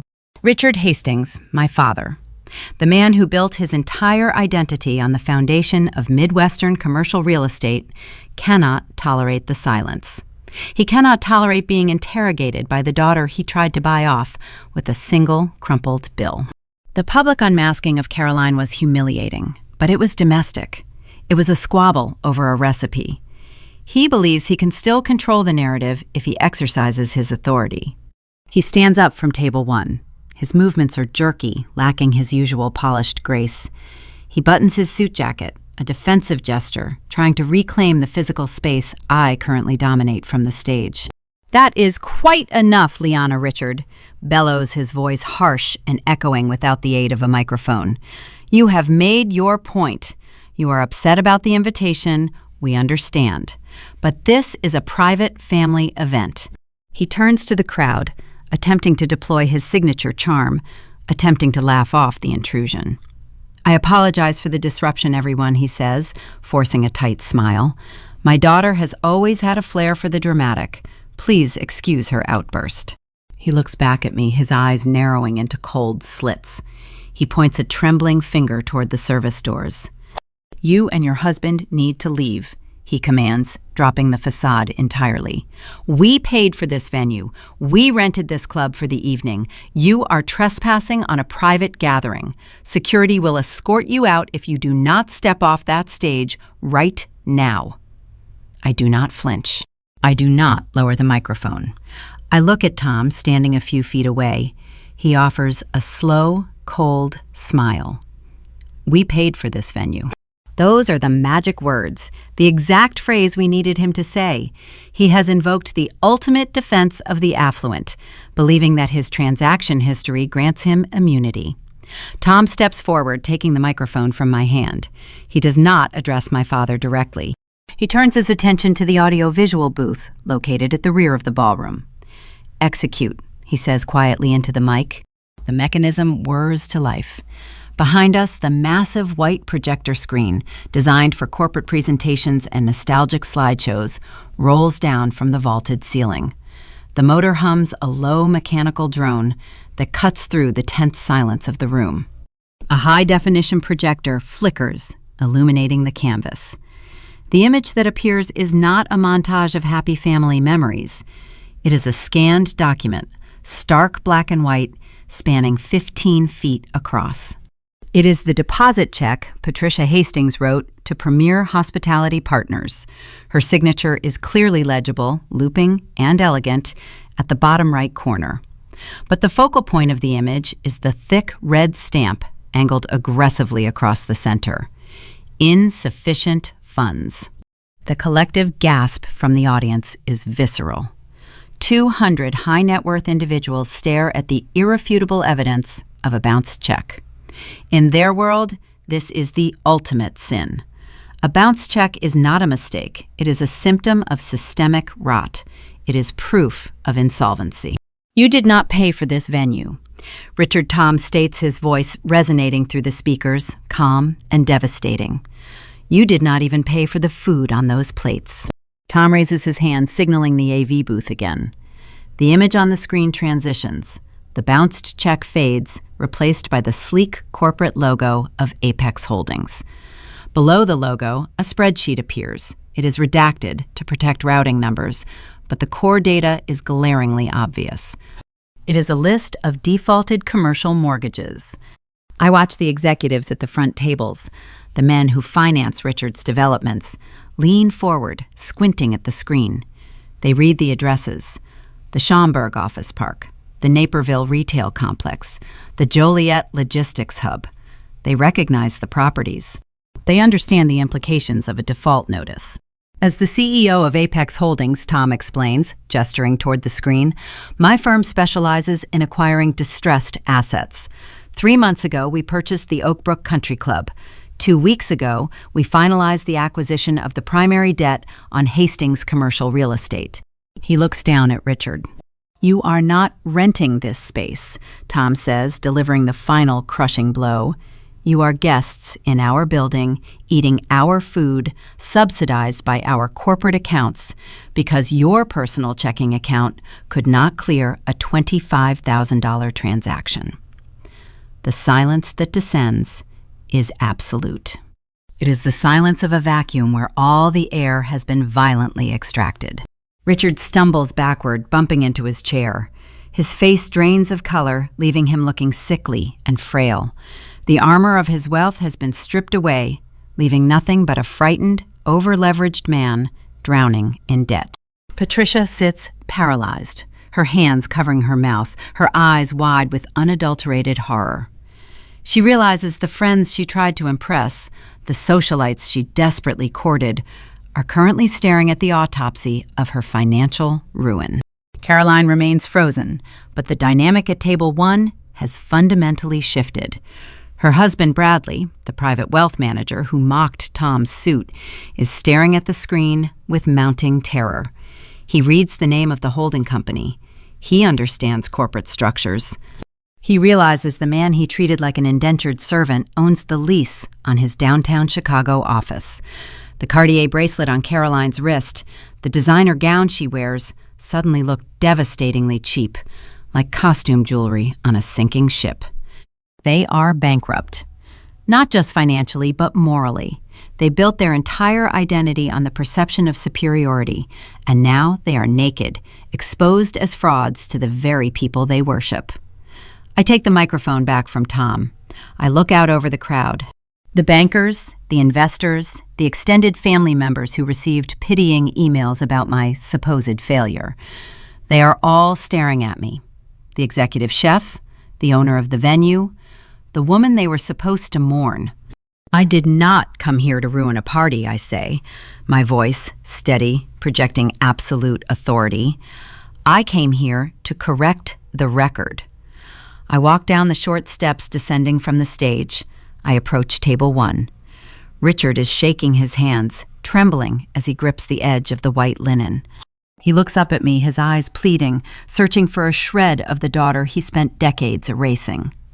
"Liana," he whispers, his voice cracking a pathetic, raspy sound. "Please, we can fix this. We can sit down and talk." He is begging. The patriarch who demanded my silence is now begging for my mercy in front of 200 people. He is trying to negotiate a settlement, trying to find a way to buy back his dignity. But how does a man buy back his dignity when his credit is completely publicly tapped? The ballroom of the Oak Brook Country Club is suspended in a state of shock. The silence is absolute, punctuated only by the low hum of the projector displaying the autopsy of the Hastings family fortune. I look down from the stage at the wreckage. Richard Hastings is a broken man. His tailored suit seems to hang loosely on his frame, as if he is physically diminished in the span of 5 minutes. He takes a hesitant step forward, closing the distance to the edge of the mahogany platform. He looks up at me, his eyes red-rimmed and desperate. "Liana, please," he whispers. His voice is ragged, stripped of its usual booming authority. "Let us talk about this. We can fix it. I know I made mistakes. I know I was wrong. But we are family. We can work this out. Just tell them to turn off the screen." He reaches out, grasping the edge of the stage, his knuckles white with strain. He is begging. The patriarch who demanded my silence, the man who funded my erasure to protect his golden child, is now pleading for mercy in front of the very people he tried to impress. He is attempting to negotiate a settlement, attempting to leverage a familial bond he severed years ago to buy back his dignity. I stare at him. The man standing before me is not a father. He is a debtor, and I am the collection agent. I step down from the stage, placing myself on eye level with him. I do not raise my voice. I do not offer a tearful monologue of forgiveness or a bitter tirade of vengeance. I use the cold, precise tone of an executive closing an unprofitable account. Fix it. I repeat the word, tasting metallic, on my tongue. You cannot fix a foundation that has completely rotted away, Richard. You spent your entire life building a monument to your own vanity, and you expected me to stay in the shadows so you could pretend it was real? I reach into the pocket of my white executive chef coat. My fingers brush against the crisp folded paper I have carried since our meeting at the Intelligentsia coffee shop. I pull it out, unfolding it with slow, deliberate movements. It is the $100 bill. I hold it up, letting the harsh chandelier light catch the green ink. Richard stares at the money recognition flashing across his pale face, followed instantly by profound shame. He remembers the transaction. He remembers looking across a table at his daughter and deciding her dignity was worth less than his wife's fragile ego. I walk past him, moving to table 1. Patricia sits paralyzed, her hands covering her mouth, her eyes wide with unadulterated horror. Caroline is weeping silently, her mascara tracking down her cheeks, her pristine corporate image shattered beyond repair.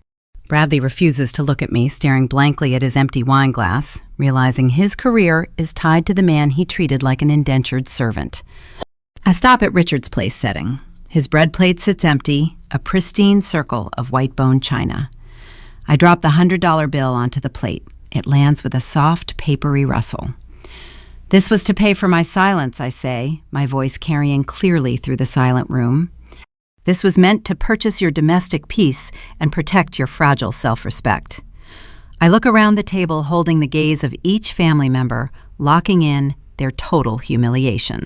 "Unfortunately," I continue, "it is not nearly enough to cover the bill you owe tonight." I reach behind my back, untying the heavy knot of my dark apron. I pull the fabric over my head, slipping it off my shoulders. I fold it once and drop it onto the center of the table next to the floral centerpiece my husband subsidized.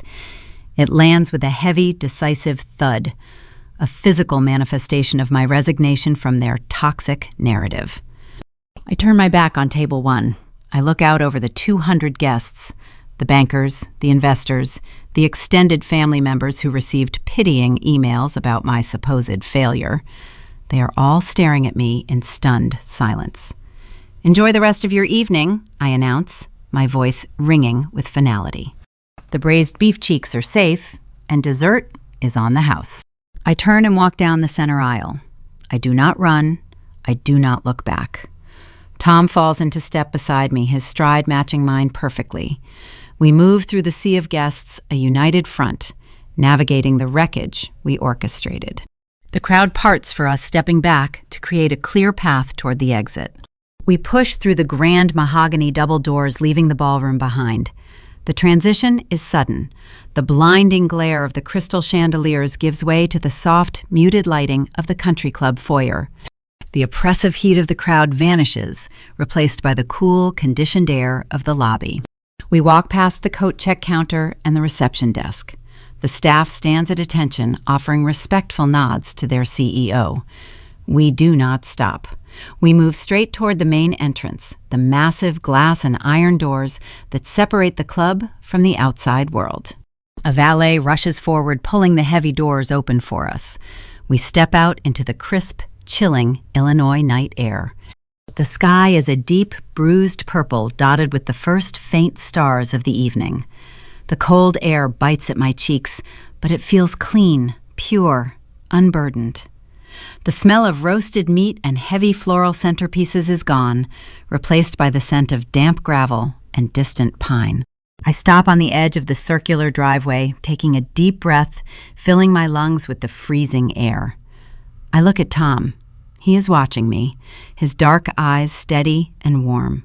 He reaches out, pulling me against his side. I lean into him, resting my head against his shoulder. "It is done," he murmurs, pressing a kiss to the top of my head. "It is done," I agree, closing my eyes. I did not stay to rejoin the family. I did not want their apologies, their tears, or their frantic promises to change. I came to terminate an overdue contract. I came to present the final invoice for 32 years of erasure. And the bill is officially paid in full. We walk toward our waiting car, our footsteps crunching rhythmically against the gravel. Behind us, the heavy mahogany doors of the Oak Brook Country Club swing shut with a solid, definitive click, sealing the Hastings family inside their own ruin. There is a sacred piece of furniture in almost every American home, the dining room table. It is where we are supposed to break bread, share the quiet triumphs of our day, and pass down the generational values that will anchor our children in a turbulent world. But what happens when that table becomes a stage? What happens when the food served is seasoned with pretense, and the chairs are filled not with authentic love, but with carefully curated expectations? The story of Liana Edwards is far more than just a breathtaking tale of comeuppance and corporate maneuvering. Beneath the shattered crystal, the canceled checks, and the stinging revelations lies a profound, haunting reflection on parenting, family responsibility, and the true, often misunderstood cost of the American dream. In our culture, there is an immense, unspoken pressure to succeed, not just for ourselves, but for our neighbors, our peers, and our social circles to see. We crave the outward markers of prosperity, the right zip code, the prestigious college decals on the rear window, the polished job titles that roll effortlessly off the tongue at neighborhood barbecues. Liana's parents, Patricia and Richard, fell into the deepest, most insidious trap of modern parenting, prioritizing optics over authentic connection. They became so consumed by the aesthetic of success that they systematically erased the daughter who did not fit their glossy brochure of a perfect life. They looked at Liana's initial food truck and saw only a blue-collar embarrassment, completely blind to the grit, resilience, and entrepreneurial spirit that was actually building a multi-million-dollar hospitality empire. When we raise children, we must constantly confront a difficult question. Are we nurturing a human being, or are we curating a public relations campaign? A child's value should never be weaponized as a tool for parental vanity. The traditional American family structure is ideally a sanctuary of unconditional support, not a corporate hierarchy where love is doled out based on performance reviews and social standing. When we demand that our kids perform for our reputation, we do not build a family. We build a fragile facade just waiting for a strong wind to tear it down. This brings us to the quiet, devastating tragedy of the golden child. In a healthy family, fairness is the mortar that holds the bricks together. By heavily subsidizing Caroline, the sister who performed wealth but never actually generated a dime of it, Patricia and Richard created what can only be described as a bankruptcy of honor. They handed Caroline the designer gowns, the luxury cars, and the unearned praise. But in doing so, they robbed her of the vital opportunity to develop true character. They taught her to siphon value from others, even allowing her to steal her grandmother's heritage recipe to claim as her own corporate marketing triumph. As parents, it is our fundamental responsibility to teach honesty and integrity above all else. When we shield our children from the consequences of their actions, or when we elevate one child at the explicit expense of another to protect a fragile family narrative, we are setting them up for a spectacular, inevitable fall. A foundation built on favoritism, lies, and facades will eventually rot away from the inside out. Caroline was exposed in front of 200 people, not just because she lied about a reduction of elderberries, but because her parents never taught her the culinary chemistry of hard work and accountability. And what of Liana? Her journey offers a brilliant, uncompromising masterclass for young Americans trying to carve out their own place in the world. She started in a cramped step van, smelling of fry oil, working brutally long, invisible hours. She demonstrates that true success is not handed down in a trust fund or a leased luxury vehicle. It is built through skill, endurance, and brutal, honest labor. As parents and mentors, we must foster a deep, abiding respect for all forms of work. Whether our children are wearing tailored, bespoke suits in a high-rise boardroom or stained white aprons in a commercial kitchen, we must teach them that dignity is found in the discipline of the craft. We must actively dismantle the classist disgust that elevates the consumer over the creator. Liana was a creator. She built her life and her wealth brick by brick, while her family merely rented theirs on a maxed-out line of credit. We must encourage our youth to define their own success, to honor their heritage, and to protect their identity with the fierce territoriality of an executive chef guarding her kitchen. Perhaps the most vital lesson Liana offers young people is the concept of emotional mise en place. In French cooking, this term translates to putting everything in its proper place before turning on the fire. In life, it means organizing your internal chaos. When faced with toxic environments, devastating exclusion, and profound parental betrayal, Liana did not react with screaming, tantrums, or emotional firestorms. She remained cold, methodical, and incredibly precise. She teaches us that results speak infinitely louder than words. Arguing with people who are committed to misunderstanding you achieves absolutely nothing. Instead, young people must learn to let their excellence be the silver platter upon which the undeniable truth is finally served. This level of emotional awareness, the ability to hold your ground, execute your vision, and enforce your boundaries without losing your mind, is one of the absolute greatest gifts a parent can instill in a child, or a child can learn for themselves. Stories like Liana's resonate so deeply because they strike a chord within the tangled roots of our own family trees. We all know the pressure of expectations. We all have relatives who whisper, siblings who compete, and parents who are fundamentally, heartbreakingly flawed. If you found yourself nodding along to this journey, if this story stirred something inside you about your own boundaries, self-worth, and family dynamics, please make sure to like this video, share it with someone who might need to hear it, And hit that subscribe button to join our community here at Savage Revenge Stories. We explore the complex, often messy reality of human relationships. And your support helps us continue to bring these vital, empowering stories to light.